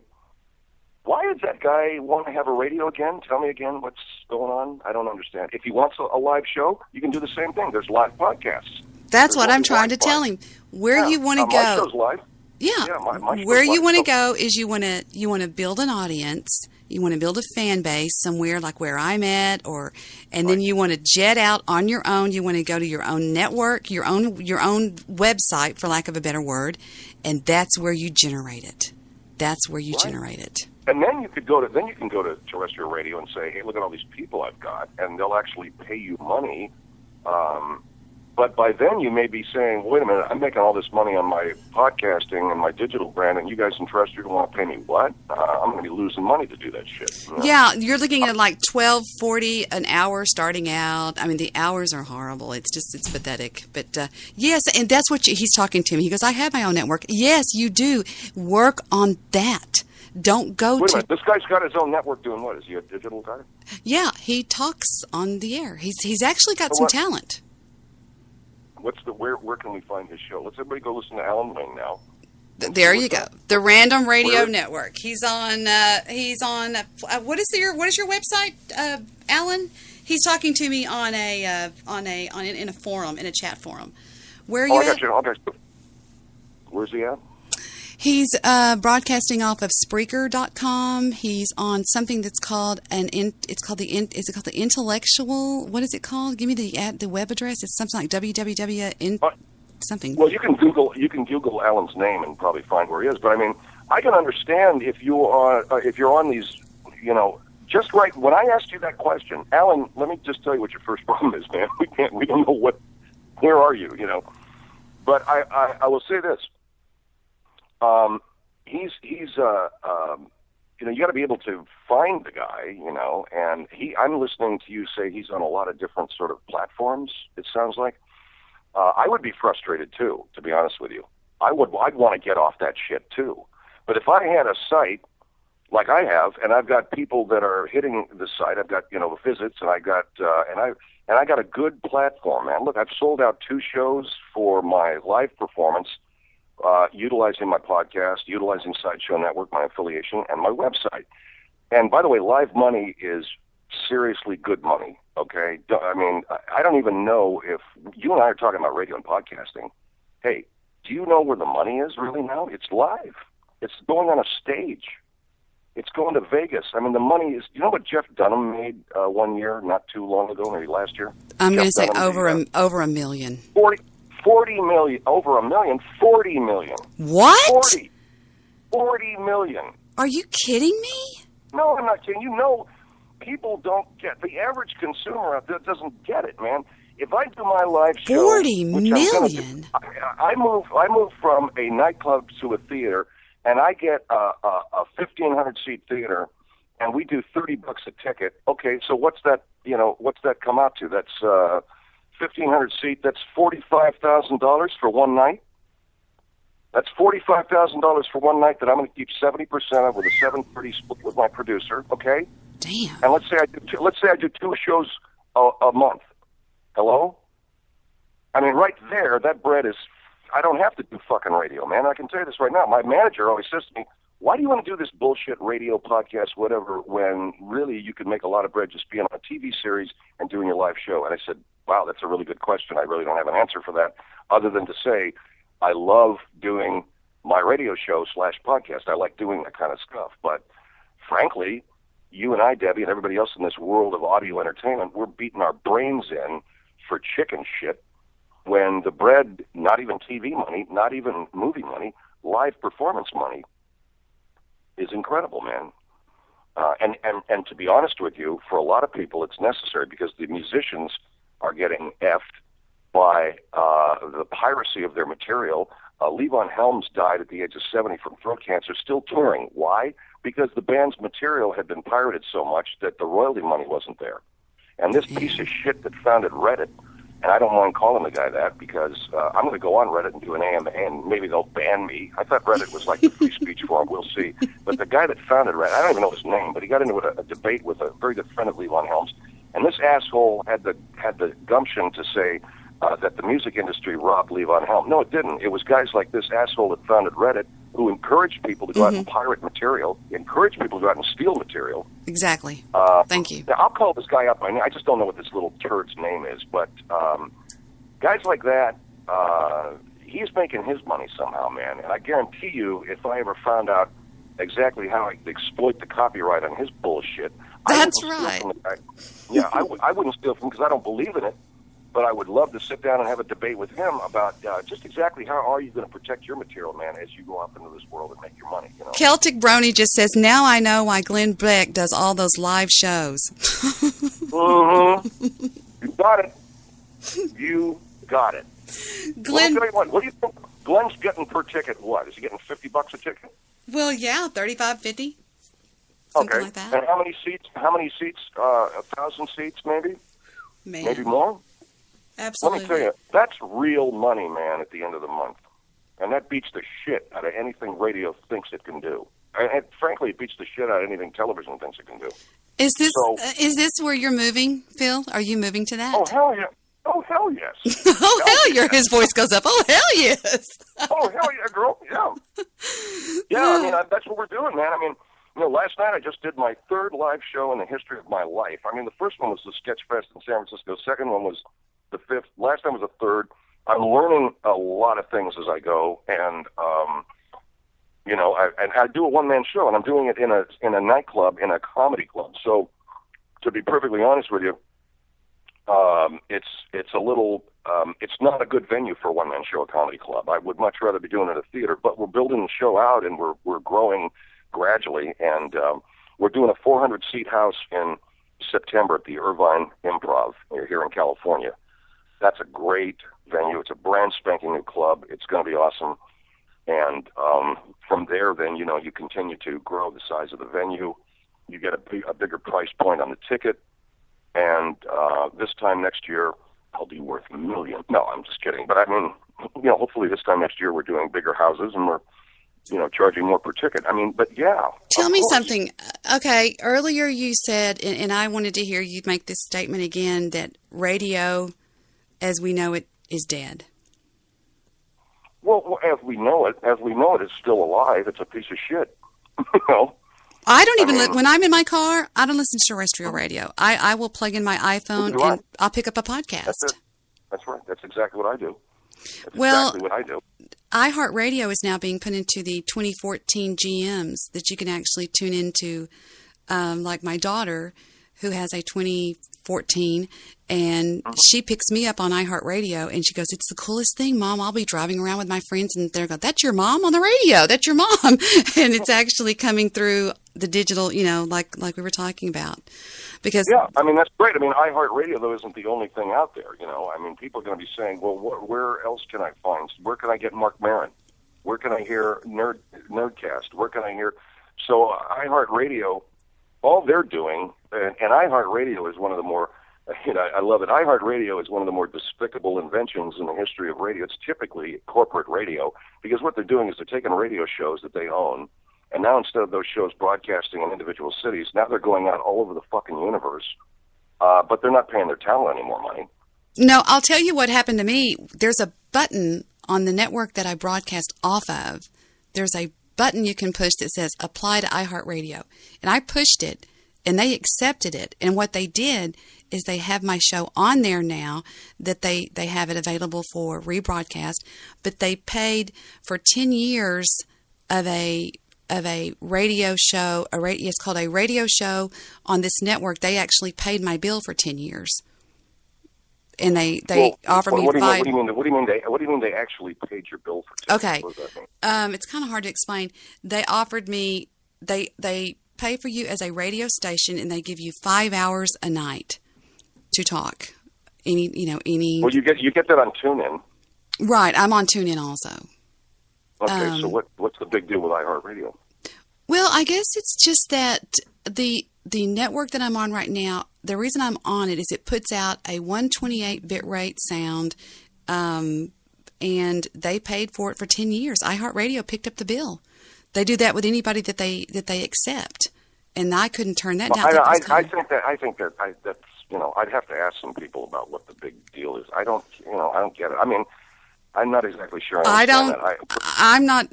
You won't see me putting an iHeartRadio bumper sticker on the back of my car. I don't think it's any big deal, to be honest with you. I mean, well, look, if we're talking about on demand, the live. How many people listen live, as opposed to listen to your podcast or your rebroadcast or whatever, or as opposed to listen to on demand of your show? Is your show available on demand? In other words, can I go and find? Oh, absolutely, absolutely. All right. How many people access your show as an on-demand product? Do you know how many places I'm on right now? According to the latest count last night, I'm on something like, do you know, people actually have taken my podcast and created a website out of it, and you can get the live show there, and then there's this list of like 300 and something shows. No, I want to ask you a very specific question, because we can't get lost in the bullshit here. We're talking real money now, Debbie. You know, like the guy said to me in Atlanta, we're talking food, son. We're talking serious business, you know.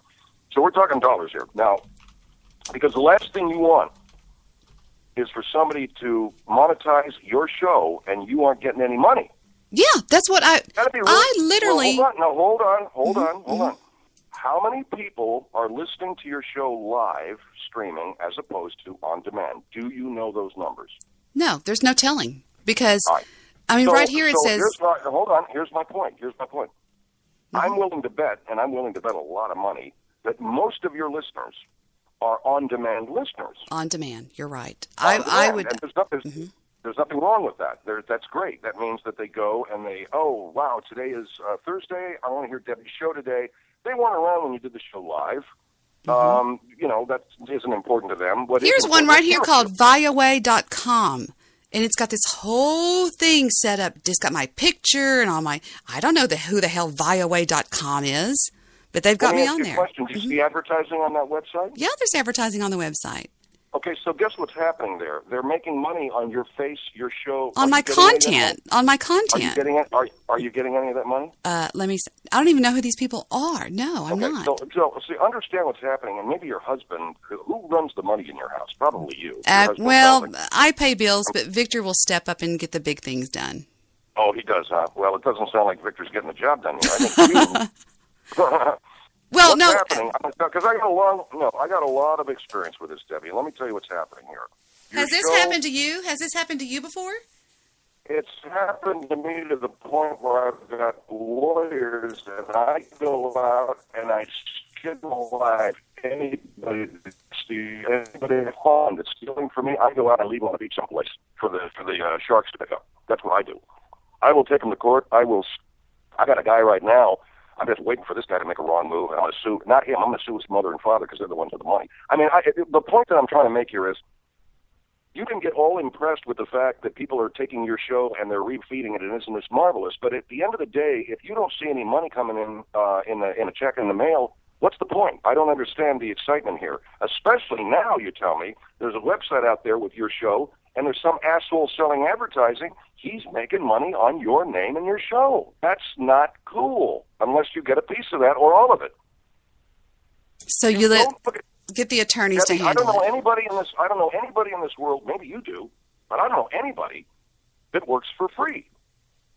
In fact, everybody listening to us right now would have a heart attack and probably a case of diarrhea all at the same time if they were told that their hard work, they weren't going to get paid for it. Somebody else was going to get paid for it. Well, I can assure you this has just come across my desk 24 to 48 hours ago when Victor decided on his own at his office one day to Google search my name, and he wrote down a list of 20-something websites that are spotlighting my show. And I'm like, what the crap is that? And I've even heard I'm on some, excuse me, over in the UK, they play me, it's something in drive time or something over there. I had a person call me one time, and they were from the UK, and they said, we get you every morning because we have to have our cuppa. And I was like, what is that? And he goes, it's a cup of Debbie and a cup of tea. And I'm like, where do you listen to me? And he says, you're on drive time. And I was like, what?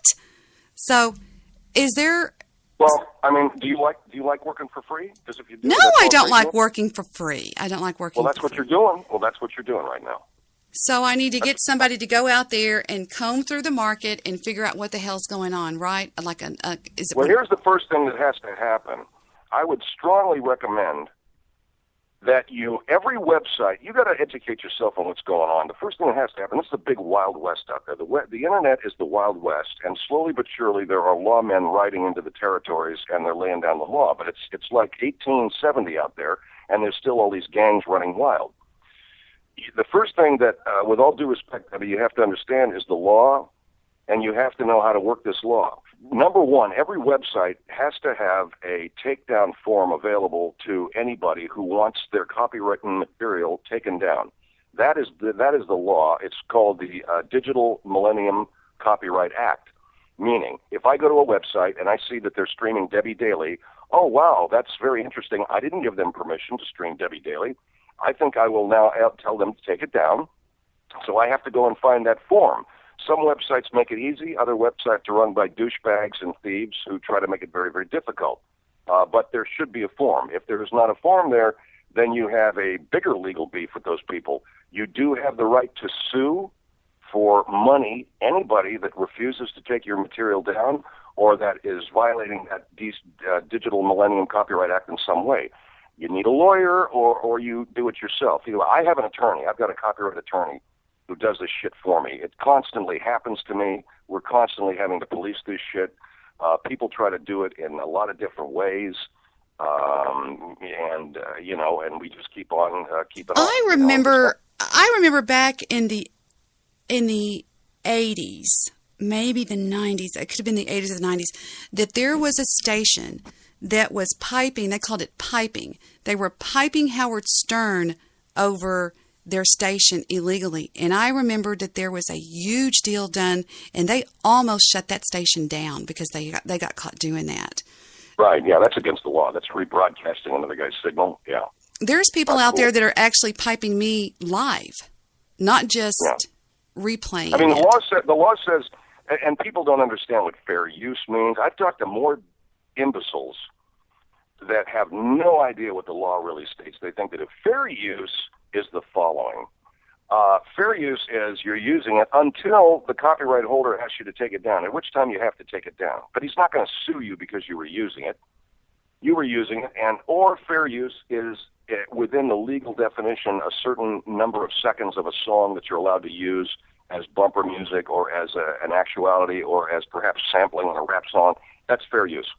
That has nothing to do with a copyright holder saying, would you please stop using my material? And they say to you, no, because it's fair use. You're dealing with a fuckhead, and you need to get a lawyer to put a muzzle on that bastard and hopefully take some of his money, which is what I enjoy doing to anybody that gives me any shit about me working for free for their ass, right?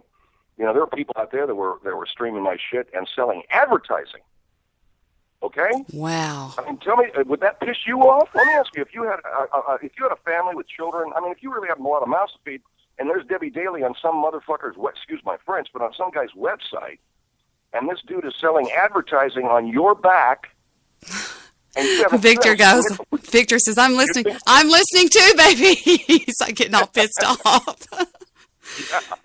Yeah, he just decided to Google my name, and he was like, oh, my God, look at this. And there was some Japanese, I'm even over in a Japanese thing or something, over in Chinese or something. Now, you got to understand one thing that will happen. The minute the word gets out that you got a lawyer on the case and they're getting takedown notices, you're going to have a lot of people taking your shit down. But the good news is you're going to find out finally exactly what the real world perception and the real world acceptance of Debbie Daly's brand is, and you can begin to move from there. Right. You can begin to monetize you can begin to form your own network, right. Control your copyright, and anybody that is paying for it, great, man, love to have you. All those, I'll put it to you another way. All those people that are using your shit right now, you could send them out notices and say, this is fantastic, thank you, I love you, you owe me this much money per month for using my stream. Thank you. I had a guy, I want to show you something real quick. Oh, where did he go? I'm in the wrong place. I wanted to show you something over here. Go ahead. But there was a guy one time that worked, he still does. He's a friend of mine, and he works at Google, right? He works in the kind of the top, and he's like in the IT department. He called one time with me on hold and got my Yahoo password. I mean, just said, hi, my name is, this is 44974090. And I was like, how did you do that? This guy can do anything. Well, one time he tried to find out, when I was on Blog Talk Radio, he tried to find out how many people were listening to me, and listen to what he said. Just take a listen. Okay, so do you want some dweeby nerd statistics, guys? I mean, really? Seriously? Okay, on Blog Talk Radio, which is the 815th, ranked in the U.S., 815th, and that's pretty high. That's huge. Blog Talk Radio is the 815th highest rated website on the Internet. But that's huge. That's just Blog Talk Radio. Okay, now out of Blog Talk Radio, the Debbie Daly Show in the last 30 days has had 3.4% traffic. And remember we talked about how your ratings were going down? Mm-hmm. Okay, in the last 30 days, you were at 3.4% of Blog Talk Radio's traffic. The rank of the Blog Talk Radio is the 815th highest rating website in the entire United States. And you're 3.4%.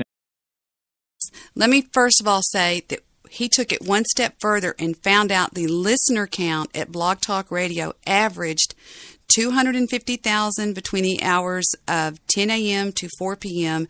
and from 4 to midnight, 250,000. So that's where you're going to get the math of the listener count. But listen to what else he now said. you got to tell me, first of all, you got to tell me what that 250,000 means. Is that in that what is that? What was the time frame again?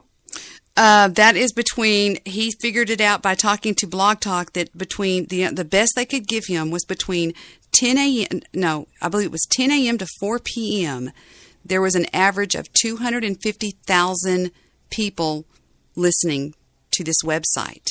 And then between the hours of, he called it prime time, which was, I want to say it was something like 8 p.m. to 1 a.m. or something like that. There was another 250,000. They had an average of 500,000 hits per day. Hold on. First of all, what does he mean prime time? He doesn't even know what he's talking. Prime time in television, maybe. No. On Blog Talk Radio, there was a thing that they called prime time, which was when they really. Oh, it was just the name of the block of programming. Right. Okay. Now listen to him. What is it? No, hold on. The 250,000 number, is that for that entire 4-hour period? Is that every hour? What does that mean, an average of 250,000? Is that, you got to understand. Right. Are you saying that for 5 hours, 250,000 people sat and listened for that 5-hour period? See, now that I don't know. That I don't know. So that's what you got to find out. That's what you got to find out, because right. If it's 250,000 a quarter hour, that's some serious shit. Right. Well, and he goes into if it's 250,000 divided by 5, well, now that's not so hot. And then if it's 250,000 divided by, you've got 4 quarter hours in an hour. 5 hours times 4 is that's 200 quarter hours. Am I right? Mm-hmm. No, right. It's that's 20. I don't know, 20. No, that was divide it. that by that figure, and it's even fewer listeners. So you've got to understand what that 250,000 means. Does this guy that you're talking to, does he understand that? Oh yeah. He goes into great detail, and he says that I'm pulling at any time a 6.4% of their bandwidth at any moment that I'm on the air. That's right. He said that when the Debbie Daly Show is on, that's when he gets real specific. He says you pulled yesterday a 6.4%. Last week on 7 days you pulled a 4.2%, and he goes into all of these statistics. And yeah, but he doesn't sound like a guy. I don't think this guy. I'm sure he's good with numbers. He does not sound to me like a guy who understands what those numbers actually mean. Well, yeah, he was just trying to get And I can tell you, I do, and I don't. No, I don't. But I do know one thing.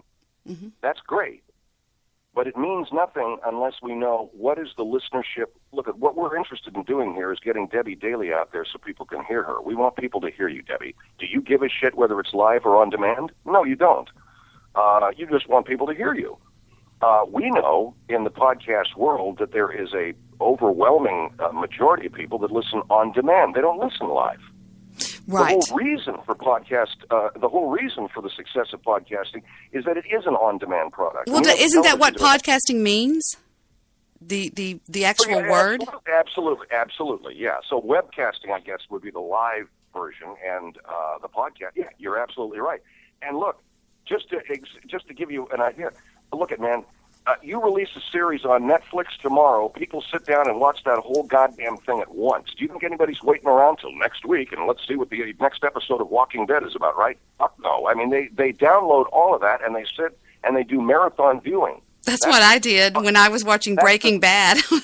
Well, that's exactly what happens. That's what on-demand is all about, and that's how people use their webcast. They listen. Podcasting's on demand. So while he's talking about all this good shit, what we have to do here, if I was your manager or your husband or whatever, I'd say, how do we take all of this and turn it into money? That's what it's about. I'm not interested in some guy sitting there and talking about 6.4% the bandwidth and 250,000. Who gives a shit, man? I'm talking about, I want to find out right now what Debbie Daly's brand is about and what it's worth.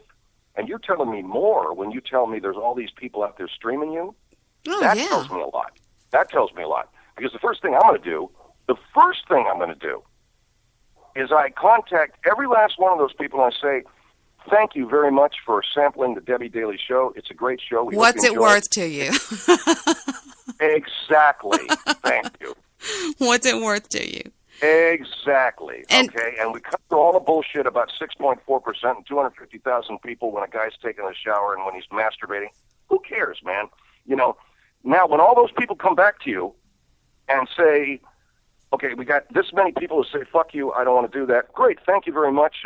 Would you please take our stream down now? Now you're going to have maybe a little bit of a hassle with those assholes because they all think they know the law and they don't. So you get a lawyer, you get a takedown, you got to deal with that shit. But now you have that group of people that said, yeah, Debbie, we'd like to do business with you. Cool, let's formalize it with a contract. You guys are my guys, XYZ. Now you're in business, man, and now you're in serious business. Okay, now you're making some money, and now you're doing it the right way. And that I would, if what you say is true, and I think it is, Debbie, that there's a lot of these people out there that are streaming the show, you got to start, having people pay on the barrelhead for that shit, man. Because like I said, you're working for free right now, man, and you're being chumped. Clear Channel chumps everybody when they say, wow, look at this, we have you on our app and you're being streamed all over the world. Isn't that neat? Yeah, well, let me see, how much money am I making? How dare you ask us for more money, Well, you guys are monetizing it. You're selling advertising. Why can't I get a piece of that? And not only that, if you sign up, if they sign you up on Clear Channel, you can't have your R, what's it called, your R&R, you can't take it anywhere. Your stream, what's it called? I'm drawing a blank. You have to. If you're on iHeartRadio, you can't put your stream on any other competing app or nothing. Platform. Nothing. Yeah. Nothing. Okay, isn't that neat? And how much are you getting for that? Nothing. Let me think. Well, what a deal. Nothing. And that's why when I got one of my shows off of there, I was great. Thank you for taking it down. I didn't want it on there. Yeah. I mean, people think they want to be on iHeartRadio, and I think that's probably one of the worst moves as far as doing because if you're going to do this, people, if you're going to do podcasting, and everybody listening right now, the majority of the people listening right now are podcasters, and they are wanting to know what do I do with this thing, and that's what we're trying to tell you. And well, I mean, look, yeah, go ahead, Debbie. No, you go ahead. I want you to tell them that I simply was going to say, I just was going to say this one thing. I don't doubt, and I think it's fine, if you're a young podcaster or a new podcaster and all you want is to be heard and you don't care about the money, okay, fine, great. Debbie and I are talking at a different level. We're talking at a professional level because we've been doing this shit for a long time. And I'm just telling you, I'm not going to work for free. I can understand where there's some people who want to break in, like your friend there, who will do anything to, get into and frankly, if he'll do anything, I've got some lipstick over here for him, and I'm joking around, Alan. I knew you were going to say that. I'm just kidding. No, but I would say that, okay, cool, do what you need to do, and but there will come a time when you're going to say, okay, I've really been paying my dues here. Where's the money? Mm-hmm. Right now, what iHeartRadio, what Clear Channel, what SiriusXM, what a lot of these big companies are doing, and it's not going to last forever, is they are exploiting this huge wave of potential talent for free, so the overhead is zero, and they are filling up all of this space and bandwidth and what have you to provide all kinds of programming, and they're just picking and choosing and seeing what's going to make them money. It's like standing there in a crowd at Woodstock and hoping that the guys on stage will pick your face out of that crowd and bring you up on stage and have you perform a couple of numbers. Okay, good luck, Yeah, but taking that one step further, Phil, is if they do, they own your ass. Well, it depends on the contract you cut with them. Well, that's true, but, I mean... You've got to deal. If they say, oh, wow, we really dig you, we're going to pay you this much, great, fine. But I can tell you, God almighty, how many times have we heard it in the entertainment business where you're so anxious to sign a deal and to be famous and to be rich and to be wealthy and to be loved and to get laid by a lot of people, and you wind up signing your life away, and it really hurts, man, 4, 5, 6 years down the road when you find out what you've done and you can't get out of it, and you're fucked, you know. 3 ways until Sunday. That's right, 3 ways until Sunday. Yeah. You're right about that. But sign a really good deal and make it a fair deal that your partners make money, you make money, and you're really happening. But the first thing you have to do is, this bullshit with these guys, you don't own shit. You know, the first thing I'd say to any of these people, those days of you guys owning the product, it's over, man. You don't own jack shit, you know, and if that's how you do business, good luck doing business that way. You send your material, and you allow a company to own your material, you deserve everything you get. Mm-hmm. Exactly. There's a thing called licensing. Are y'all listening out there? They're listening. They're all listening. Yeah. Well, I'm telling you, this is based on experience, folks. This has all happened to me, man. I mean, I've gotten run through the mill this way, but you can license. You can say to a company, you can license my show, and when the run is over, I retain the rights to the show. That's perfectly acceptable. It's done every day, and it's a fantastic thing. But if you sell the rights to your material over to a company and you no longer own it, you're stupid beyond words. Don't do it. I don't care. Unless you just don't give a shit after they conclude their contract with you, how you make a living. Because if you have rights to that material, look at the material that I was able to get the rights to. My archive is an enormous part of our business.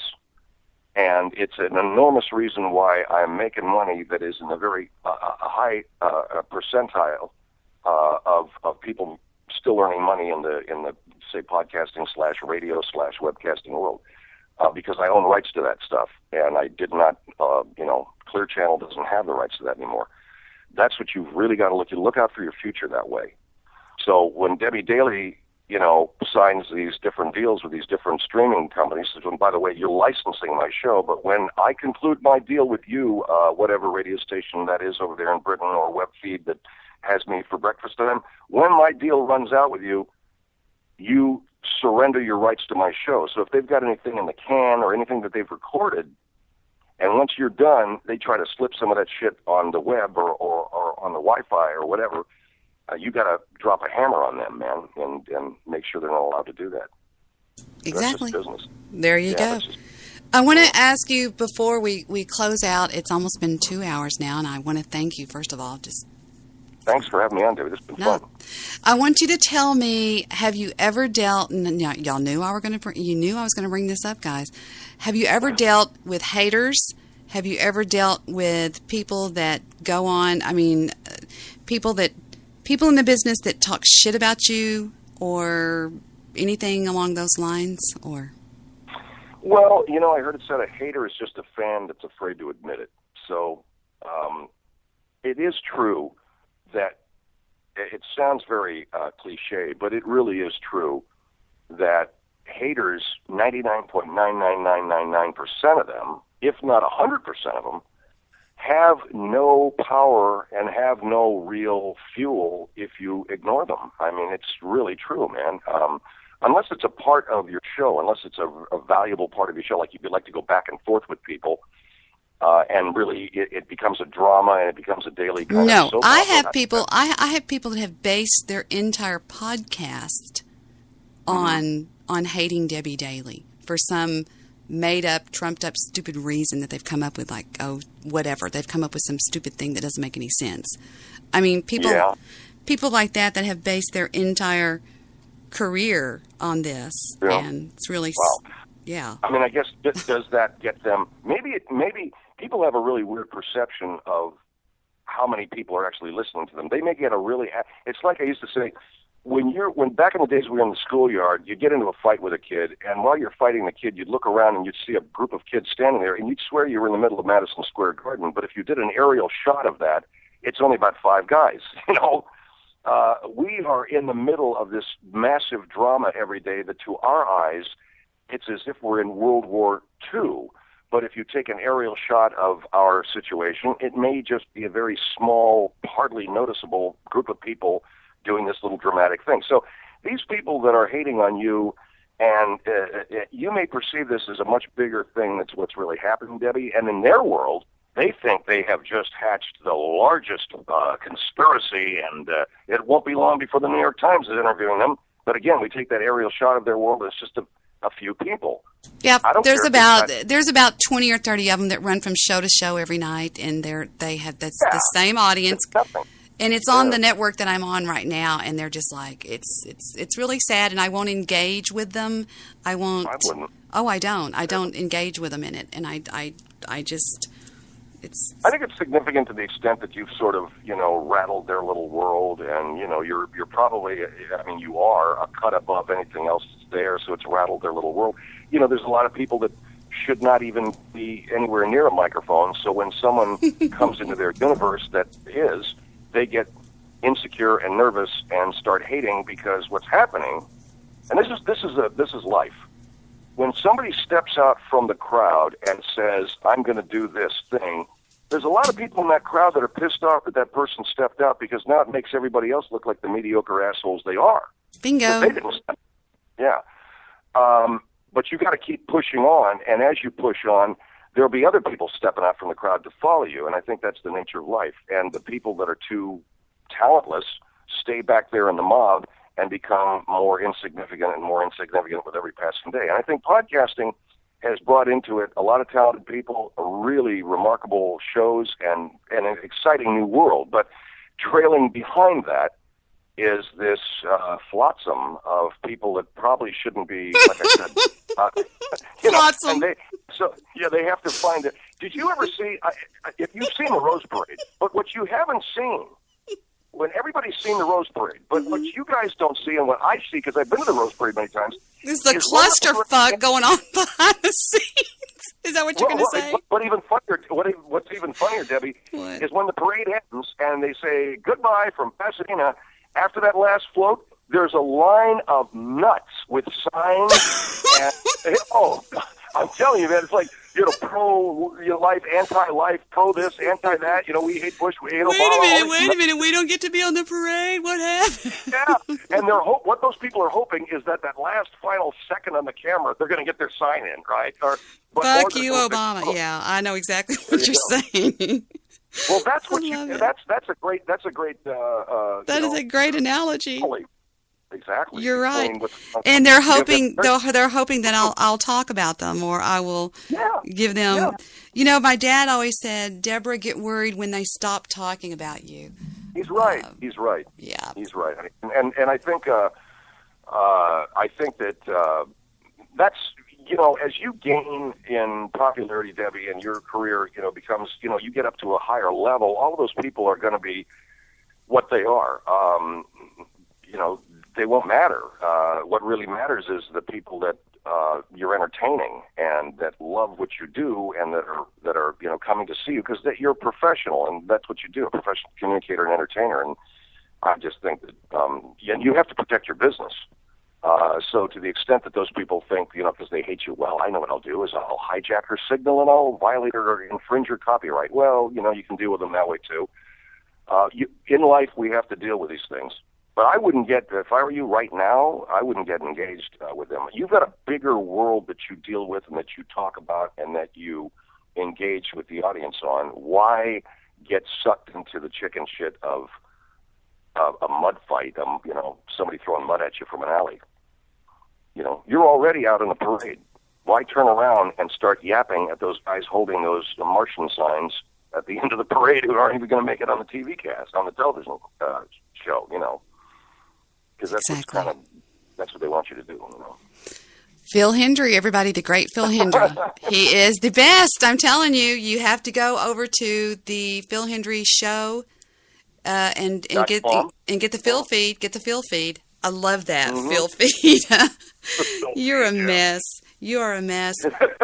Again, thank you for coming on and blessing me with and blessing my audience with your genius. And what can I say? I'm doing a little bow thing to you where I do the "I'm not worthy." You are my radio hero. It's a lot of fun, Debbie. Thank you. It's always fun to talk to you because we can just sit and really we can.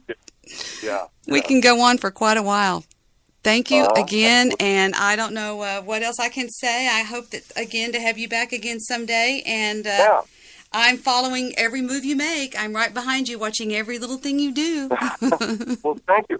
And, we're going to do our show in September, so maybe I'll pop on before that or after that. I'm going to be going to Canada to visit my relatives.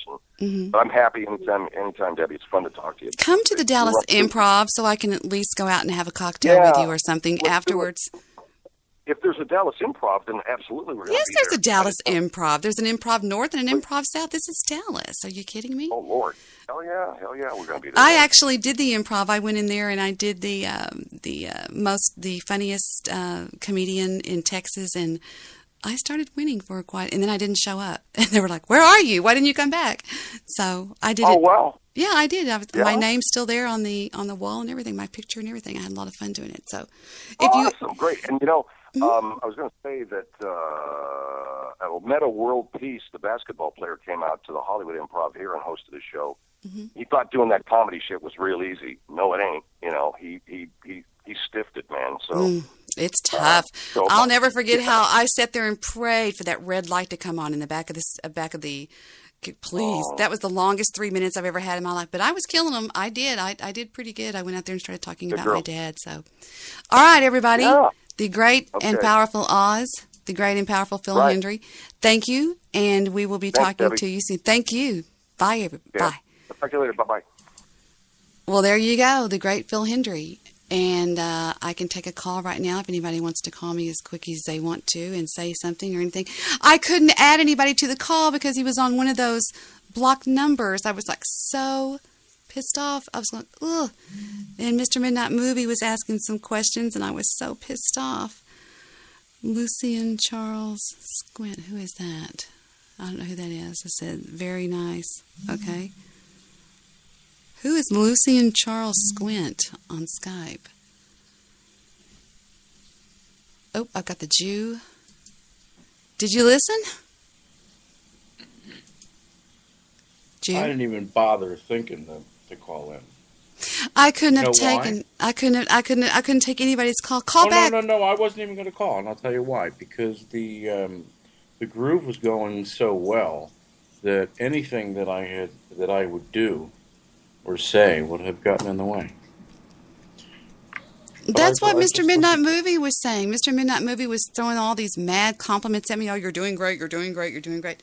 And I was you're having a conversation. And Phil's an affable guy. I've heard him go after people, but he really wasn't doing Phil Hendrie. And he seems to have morphed a bit in the years because he's tougher. He wasn't that nice when he. Yeah, he's usually not that nice. I think something's gone terribly wrong. No, nothing's gone terribly. What do you mean that nice? What do you mean? Just getting fat off of his earnings. He's making money, I'll tell you that, and he's making it the right way. He's making it on his own. He got out of any contracts, and he's now his own boss. Wait a second. There's nothing wrong with that. He should make money. He's ridiculously talented. He's the reason why I do what I do. Yeah, I believe that. And I have modeled the One Angry Jew after Phil Hendrie. I don't take any prisoners. He never did.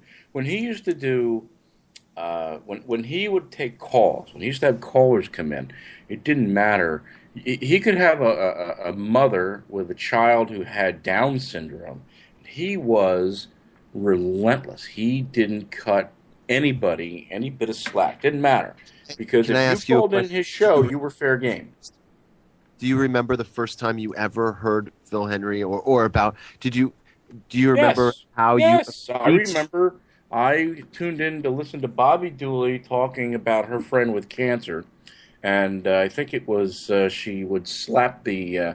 She said she's going to slap the cancer right out of her, and it didn't take me long to figure out it maybe a day or two of listening to figure out that it was him. But once I did figure it out, it was still opened up a whole different world because I enjoyed it. So you got two people to listen to Phil Hendrie back in the day. Those that didn't have a clue that he was doing all the voices, and those that did and enjoyed the people that didn't have a clue. And that's how he got me, and that was his big thing. I was listening to late night sports radio, and it was an interview with Robert Orr. Yeah, and he was both of those guys. I was like, this is crazy. Like, why is Robert Horry saying these crazy things? You've heard me. I never knew it. Tell Those two sports guys. That's right. I forgot about that. Yeah, You've heard me tell people for what like I do. weeks later how I got fooled. I didn't know. I didn't realize it. Well, I'm saying you've heard me tell people what I do. I tell people that I'm trolling them, that I'm gonna that it doesn't matter. And Phil used to say, everybody used to ask him, well, why are you telling people that you're doing the voices? And he always said that because there's always going to be people that come by that don't have a clue what's going on. And that's the same. And even if I tell some of these morons on Blog Talk that listen to what I'm doing, it doesn't matter. They still let me troll them. Nice. And I follow the Phil Henry recipe. Mm-hmm. Except I'm not making any money either. Hi, Mr. Midnight Movie. Hello, Debbie. I deserve money. Debbie, I want some wealth. I don't even want any money. I want wealth. Oh. Where's Mr. Solutions in his wealth management discussions? I don't know, but trying to speak with him. We are going to take them down in a debate. How did you think the show went, Mr. Midnight Movie? I think you did a great job. Awesome. Too bad I couldn't get in there. I would have asked him about Stop ass-kissing, my man. Fuck you. Listen. Yeah, you sound like an ass kisser. Shut it. Yeah, you're ass-kissing. I thought I got most of your questions. What was the big deal? What was the big deal with asking Phil Henry his opinion about psychedelics? I didn't see that question. What the hell is that? I just want to know. What is a psychedelic? You were asking me to ask him if he shaved. No, that was somebody else. I asked you to ask him about his thoughts on drugs. Drugs and radio? I'm like, what? Shut up. I'm not going to do that. That's silly. I don't think you could do the radio that he does and beyond. I don't either. There's no way. There's no way you could do that stuff. One Angry Jew, what kind of drugs have you done? None. What kind of question is that, MMM? I just wanted to know if you've ever been high on cocaine. I am not going to answer that only because I don't have a number. It's astronomical. I bet. Well, I don't know. I've always said that drugs are a person's private deal, what they do, why they do them, what they do, how much they do. Heart medication. That's Justin Bieber. Justin Bieber. Hi, Alan. Hey. Oh, my 7-year-old's listening to Justin Bieber. Jesus. Welcome to the show, Alan Wayne. How are you? I'm doing well. I'd love to stay and chat for a while, but I gotta head out and get some. Catch? Would you hush and let somebody else talk for a minute? Do you have a parade to go catch? Go ahead. Ignore him. Just ignore him. The rear end of the parade. Yes. Exactly. I just wanted to say thank you. Thank you for having Phil on. That was awesome. I've been listening to Phil for about 15 years. Did you hear him talk directly to you? Yes, I did. He got right on Alan Wayne's ass because he was like, Alan, what are you talking about? What do you mean? But that's what I've been trying to tell you. You know, it's terrestrial radio. Are you out of your mind? But, well, they've already cashed my checks, so you know I got to go through the program. But yeah, they gave me a pretty good opportunity. Terrestrial radio is no fun anymore. This 2-minute rule where you get to talk for 2 minutes is ridiculous. You can't even build a foundation. And if you're interesting, it doesn't matter. They get rid of you. In order to compete, they have to be a little better. You know, they have to change up their thinking. If you listen to the first of the show tonight, Phil does explain why terrestrial radio is dead. It's a dinosaur. It's out. Gotcha. You know what? And I don't know how much. I mean, I think it is in a way. How much terrestrial radio does everybody on this call listen to? Seriously, I listen to a fair amount. About an hour a week, actually. Me too. 15 hours a week, maybe more. And I'll tell you why I listen to terrestrial radio. What do you listen to? I listen to WPHT, which is 1210 on the dial. And the reason that I listen to that is because 3 o'clock to 6 o'clock is Dick Morris. Remember Dick Morris? Yes. So you're listening to talk radio, right? I'm listening to Dick Morris and Gary Arnell. Okay, Jewish producer, what are you listening to? Are you listening to talk radio or what? Listening to talk, a little bit of a mix, but talk radio, KPCC. I don't know if I got old or what. Let me tell you why Dick Morris saw the same type of prostitutes you did. Go ahead. Hold on a second. The reason why I'm listening to Dick Morris is because Dick Morris is an insider. Dick Morris was inside the White House. He was in there the entire time the Clintons were in there. Mm-hmm. He knows things, and he lets things out, and what he talks about is interesting. Okay, Alan, what do you listen to on terrestrial radio when you're in your car? Well, I usually listen to Sirius, but if I'm kind of over what they do, and I go over to KFI 640, which is talk radio. Dyslex just asked, who is smacking gum? I think I know. No, it's not. It's me. It's me. Oh, my God. Here. There, I took it out. I'm so sorry. Dyslex, how dare you rat me out? Midnight Movie, for the record. Mr. Midnight Movie was chewing gum all night last night. It was crazy. Couldn't help himself. It was insane. Yeah, and you did. Now you're doing the same thing. You're a copycat, is what you are. But I spit it out, though. I did. I spit it out. But you know what? It's going to be right back in your mouth. You put it under the desk. No, it's in the ashtray. Didn't it, Victor? Right there. I'll never pick that back up again. You were putting it back in your mouth last night. That was nasty. Yeah, I was taking it out, and then I would like ham with Mr. Midnight Movie. No, he was just telling me, you nerd. That would make me diabetic. I don't cam with anybody.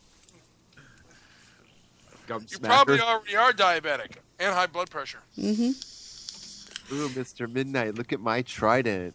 Ooh, look at my sugar-free gum. Mine's got xylitol. Ooh. So did y'all get anything? I mean, like, I was mostly directing it to people like myself and Alan, people who want to go somewhere in this business, not people who want to just play.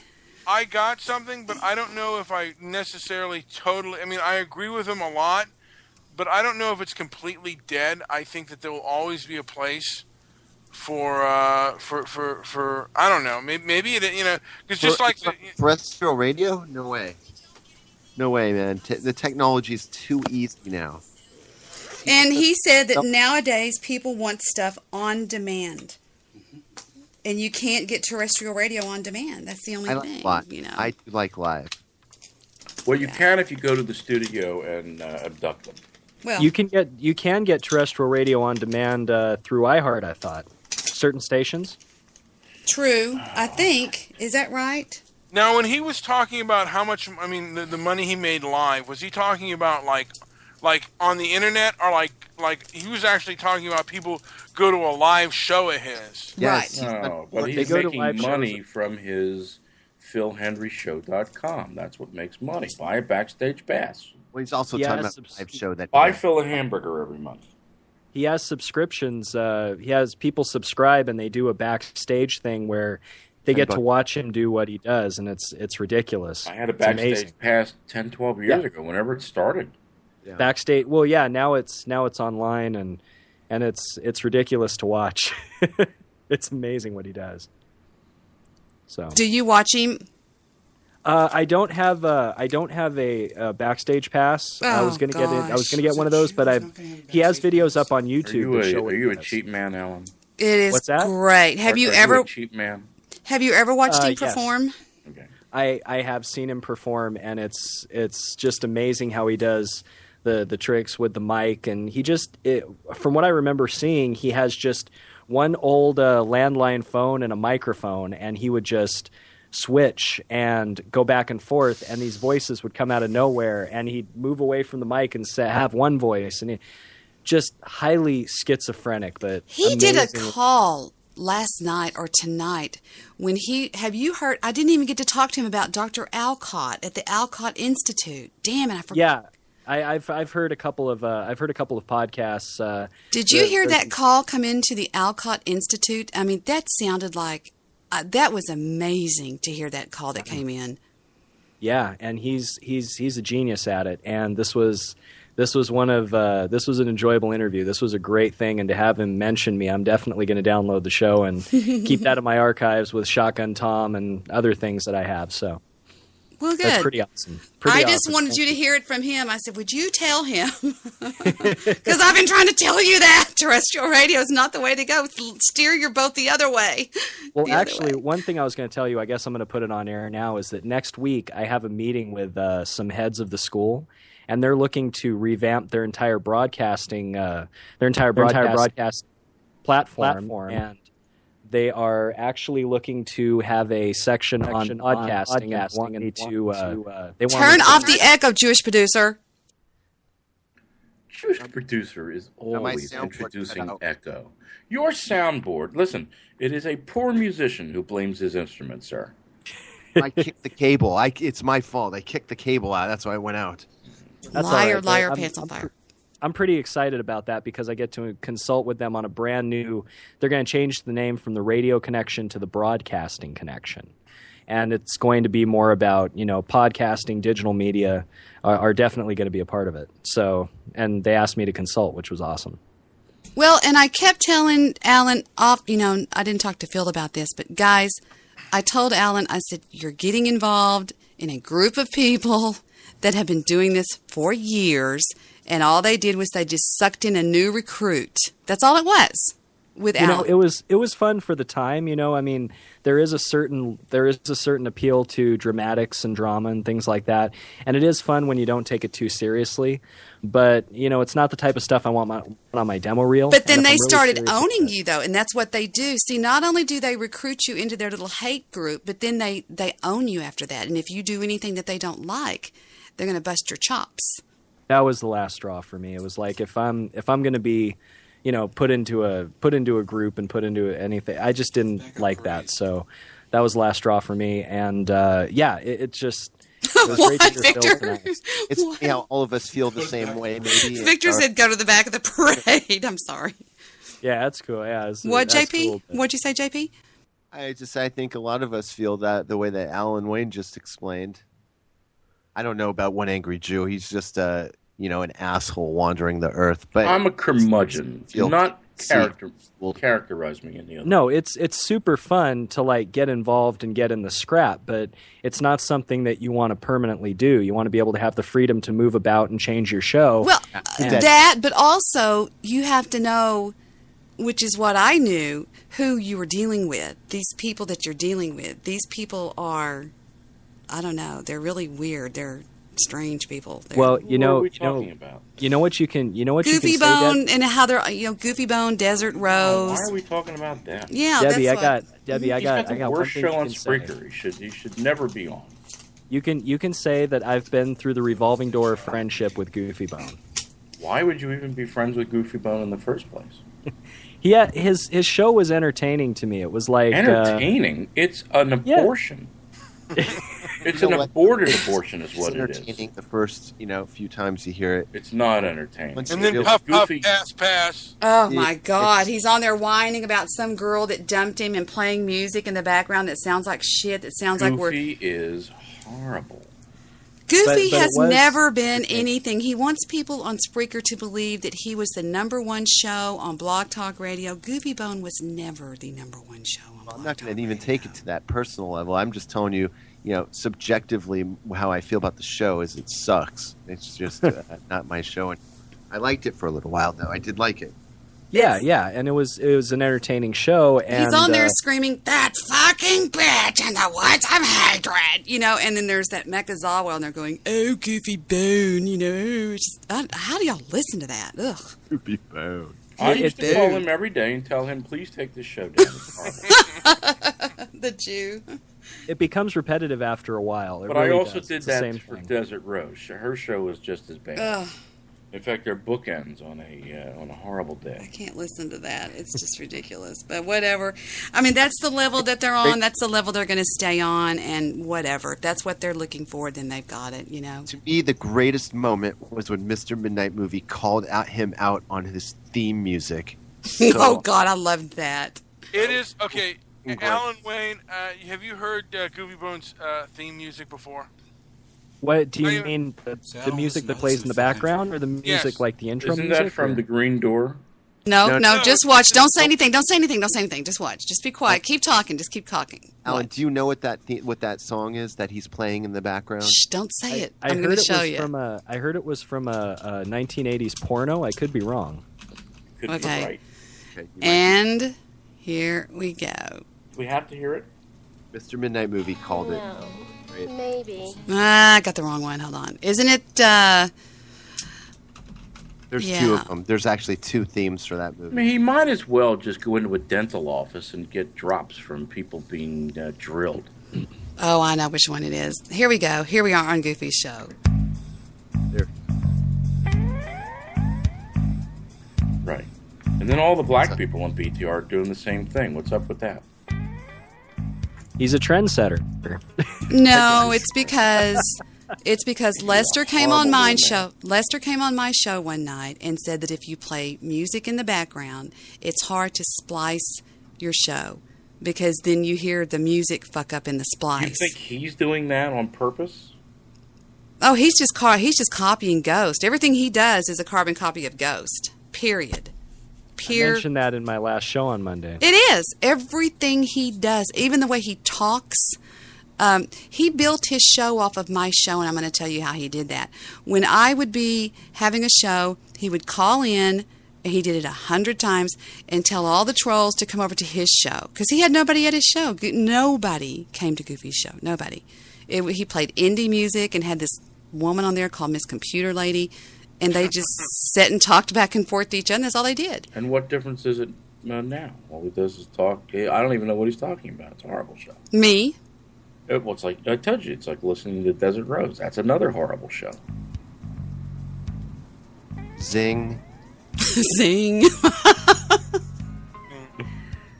It's the theme to Taboo. It's called Hello, Mother. It's a story of incestuous sex between a mother and a son, I think, or something. It's really gross. Yes, it is. Yes. Very popular.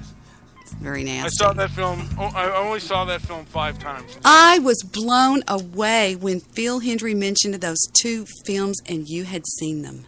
I was like, wow. Which films were they? Which were they, Mr. Midnight Movie? Well, no. Tom Hardy's Locke. Well, no. What was he talking about? Was he talking about his favorite film? One was Locke. No, I heard of Locke. I know who Tom Hardy is. Tom Hardy is going to be in the next. No. The film where he said that he was in his car and it was like that movie is Locke, and that. And you've seen this? No. No, I did not say I saw that film. I heard of it. You intimated that you saw it. No, I did not. Well, that's all right. I wasn't listening. I've heard of the film before. No, I heard it was a good film, and I know Tom Hardy is going to be in the next Mad Max film. Hey guys, I got to head out. Max. So. When was the last Mad Max? Yeah, it's hard to talk with the Jew on here. Nobody else can talk, so I'm sorry, Alan. Take it easy, Debbie. Good interview, and good night, gentlemen. Take care of yourself. Take care, Alan. Bye, Alan. All right. You're so rude to new people when they call and you don't even let them talk. Debbie, I was watching a movie last week, and I couldn't believe it. Phil Hendrie was in the movie. It freaked me out. Have you seen? That's why I said in your board today, Tom, Jewish producer, saw This Is 40. Oh, I didn't know. I thought you were being trollish. I would have said that. I'm sorry. He's in that movie. Oh, man. What does he do in the movie? He kicks the shit out of, what's his name? Really? Yeah, he gets into a fight. It's hilarious. Well, I just love him to death. I just think he's adorable. I do. I really do. And I think this one-man show that he's doing at the Improv, have y'all read any of it just happened last night. Do y'all get Variety? Have you read the reviews on it or anything? Well, I have not. No. Yeah, he opened last night at the Improv. It's called the One Man Show. And I was just wondering if y'all are out there. Maybe JP and I will go to it and we'll stalk him. Yeah, good, man. We should. Yeah, there's something to look forward to. Better than stalking you. Well, you'd have to find me first. Now let's talk about the. I'm on Variety.com. I was going to see where would I find. How do I just search Improv? Maybe I would search Hendrie. Improv. Well, he was at the Improv, so. I was going to ask you another question. We got called out on a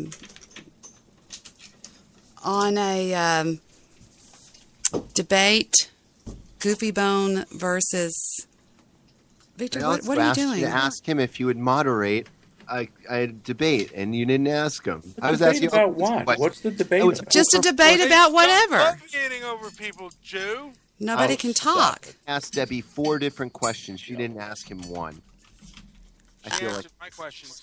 I could not tell when you were being funny and when you were being trolling. I didn't ask any funny questions. I was being serious on all my... I'm sorry, I didn't know the difference. Like you said, I mean, I can show you how I read them, and it was like, you said something like, I'm looking at... writing a debate Tell him that JP wants to know about his views on psychedelics. I saw that. Okay, that was later, but yeah, that was probably the silliest one. But I did say, ask him if he would be interested in moderating a debate about race and what was the other topic? Sexuality. Sex drive. And you thought that was a joke. What? Make sure they're positive. About what? I feel pissed on. I'm sorry, Victor. I don't understand your question. You don't have to write it. I feel squirted on. Review. Victor. Oh, okay. Yeah, absolutely. Stop being so graphic. Sorry. No, not you, Jewish producer.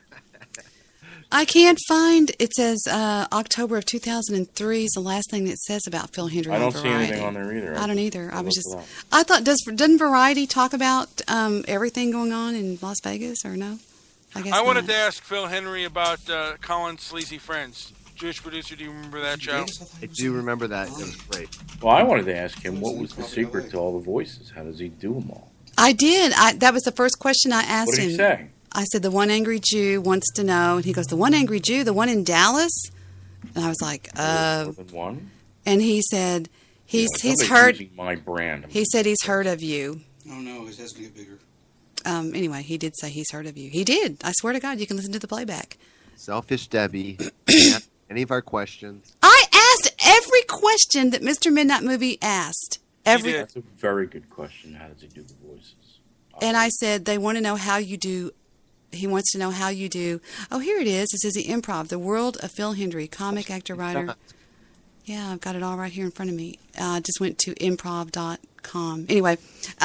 What question did Mr. Midnight Movie ask that he answered? Every one of them.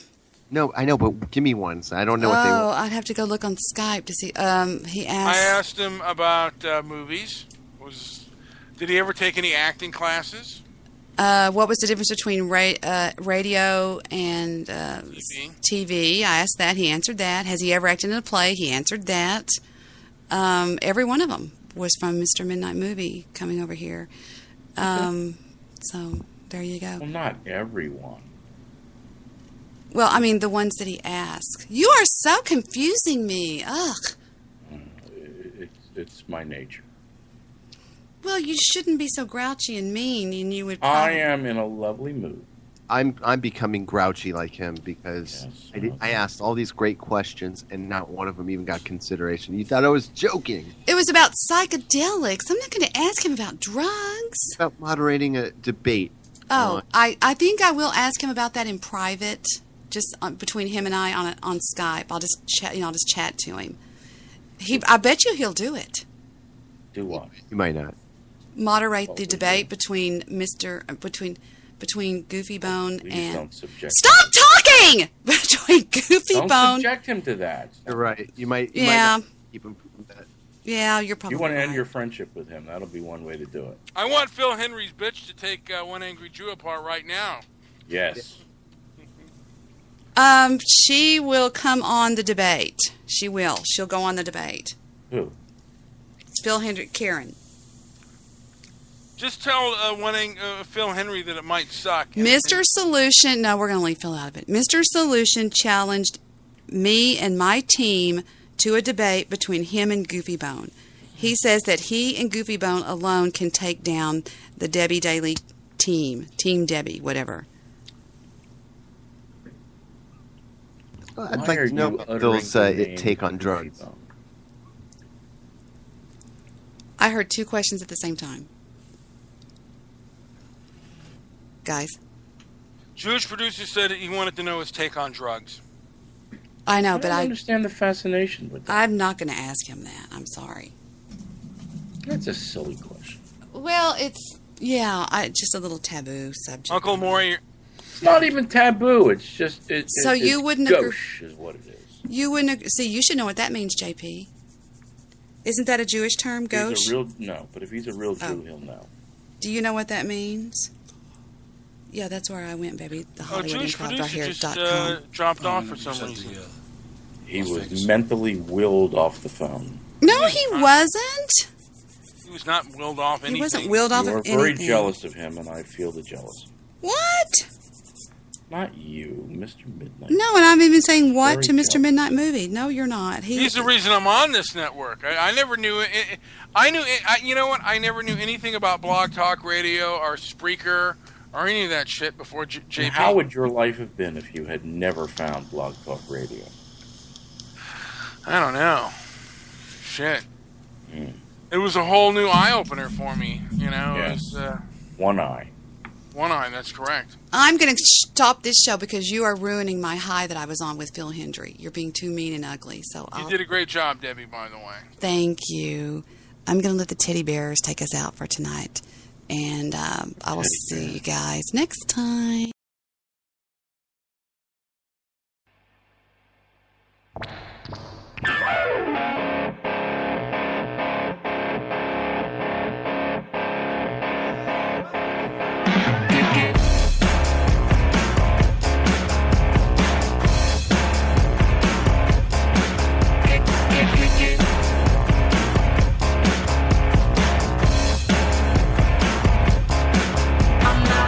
Scientist, I rock the house and sign the tits and that's it.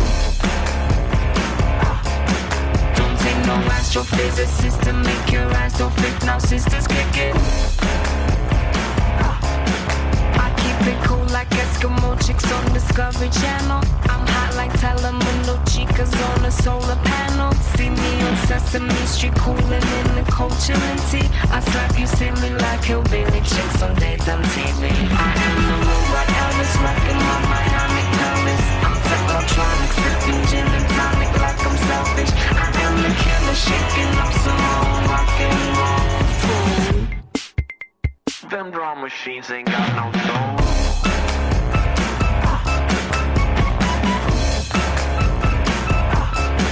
I'm not a rocket scientist, I rock the house and sign the tits and that's it. Don't take no astrophysicist to make your ass so fit. Now sisters kick it. This is mission control. What is your status? We read you loud and clear. Permissions go to hit ignition. We're getting static. Please repeat your last confirmed position. I'm 10 feet tall and solid gold and I demand submission. I am the robot Elvis rocking my Miami Paris. I'm technotronic, sipping gin and tonic like I'm selfish. I am the killer shaking up some old rock and roll fool. Them drum machines ain't got no soul.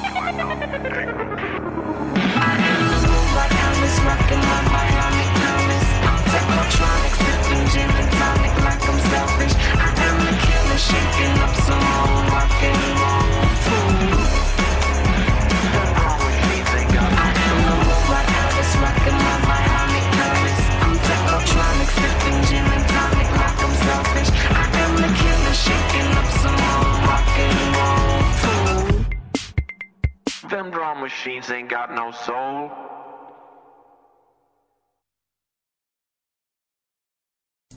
So I spent the whole time sitting there bitching at Stabby. Thank you guys. Debbie, you could learn something from the kindness of these gentlemen. Stabby, isn't there a show on somewhere that's trashing me that you could be in the chat room and saying, oh, yes, I know Debbie since for 20 years now, and she's this, and she's that, and she's this, and she's that. Oh, big. I have served him on toast. Please be on that show. He called me out and said that I had to make the choice between him and Mr. Midnight Movie, and I will not be owned. I've never been owned, not in my real life, and I will never be owned on the radio. This is my song that I give out to all of you on this network that talk about me.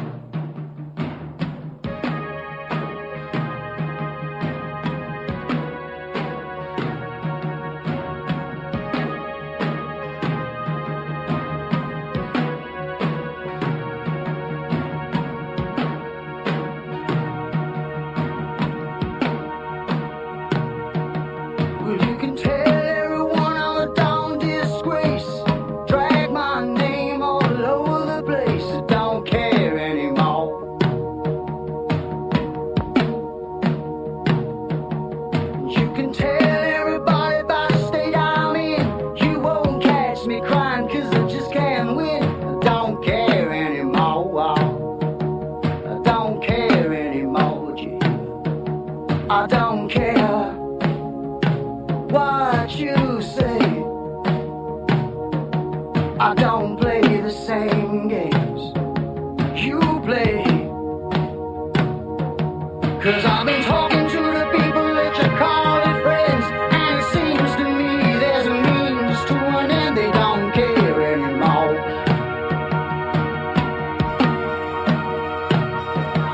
And as for me, I can sit here and buy my time.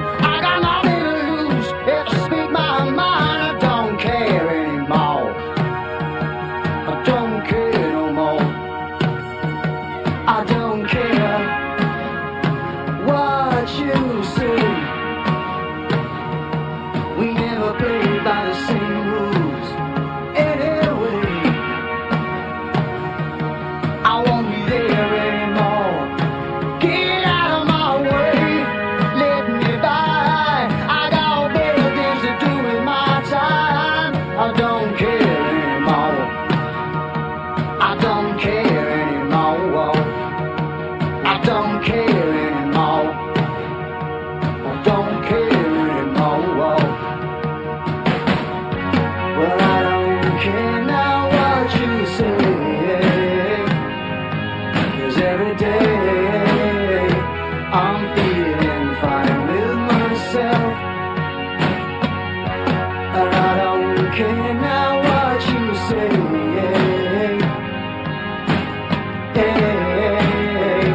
I'll do alright by myself, 'cause I know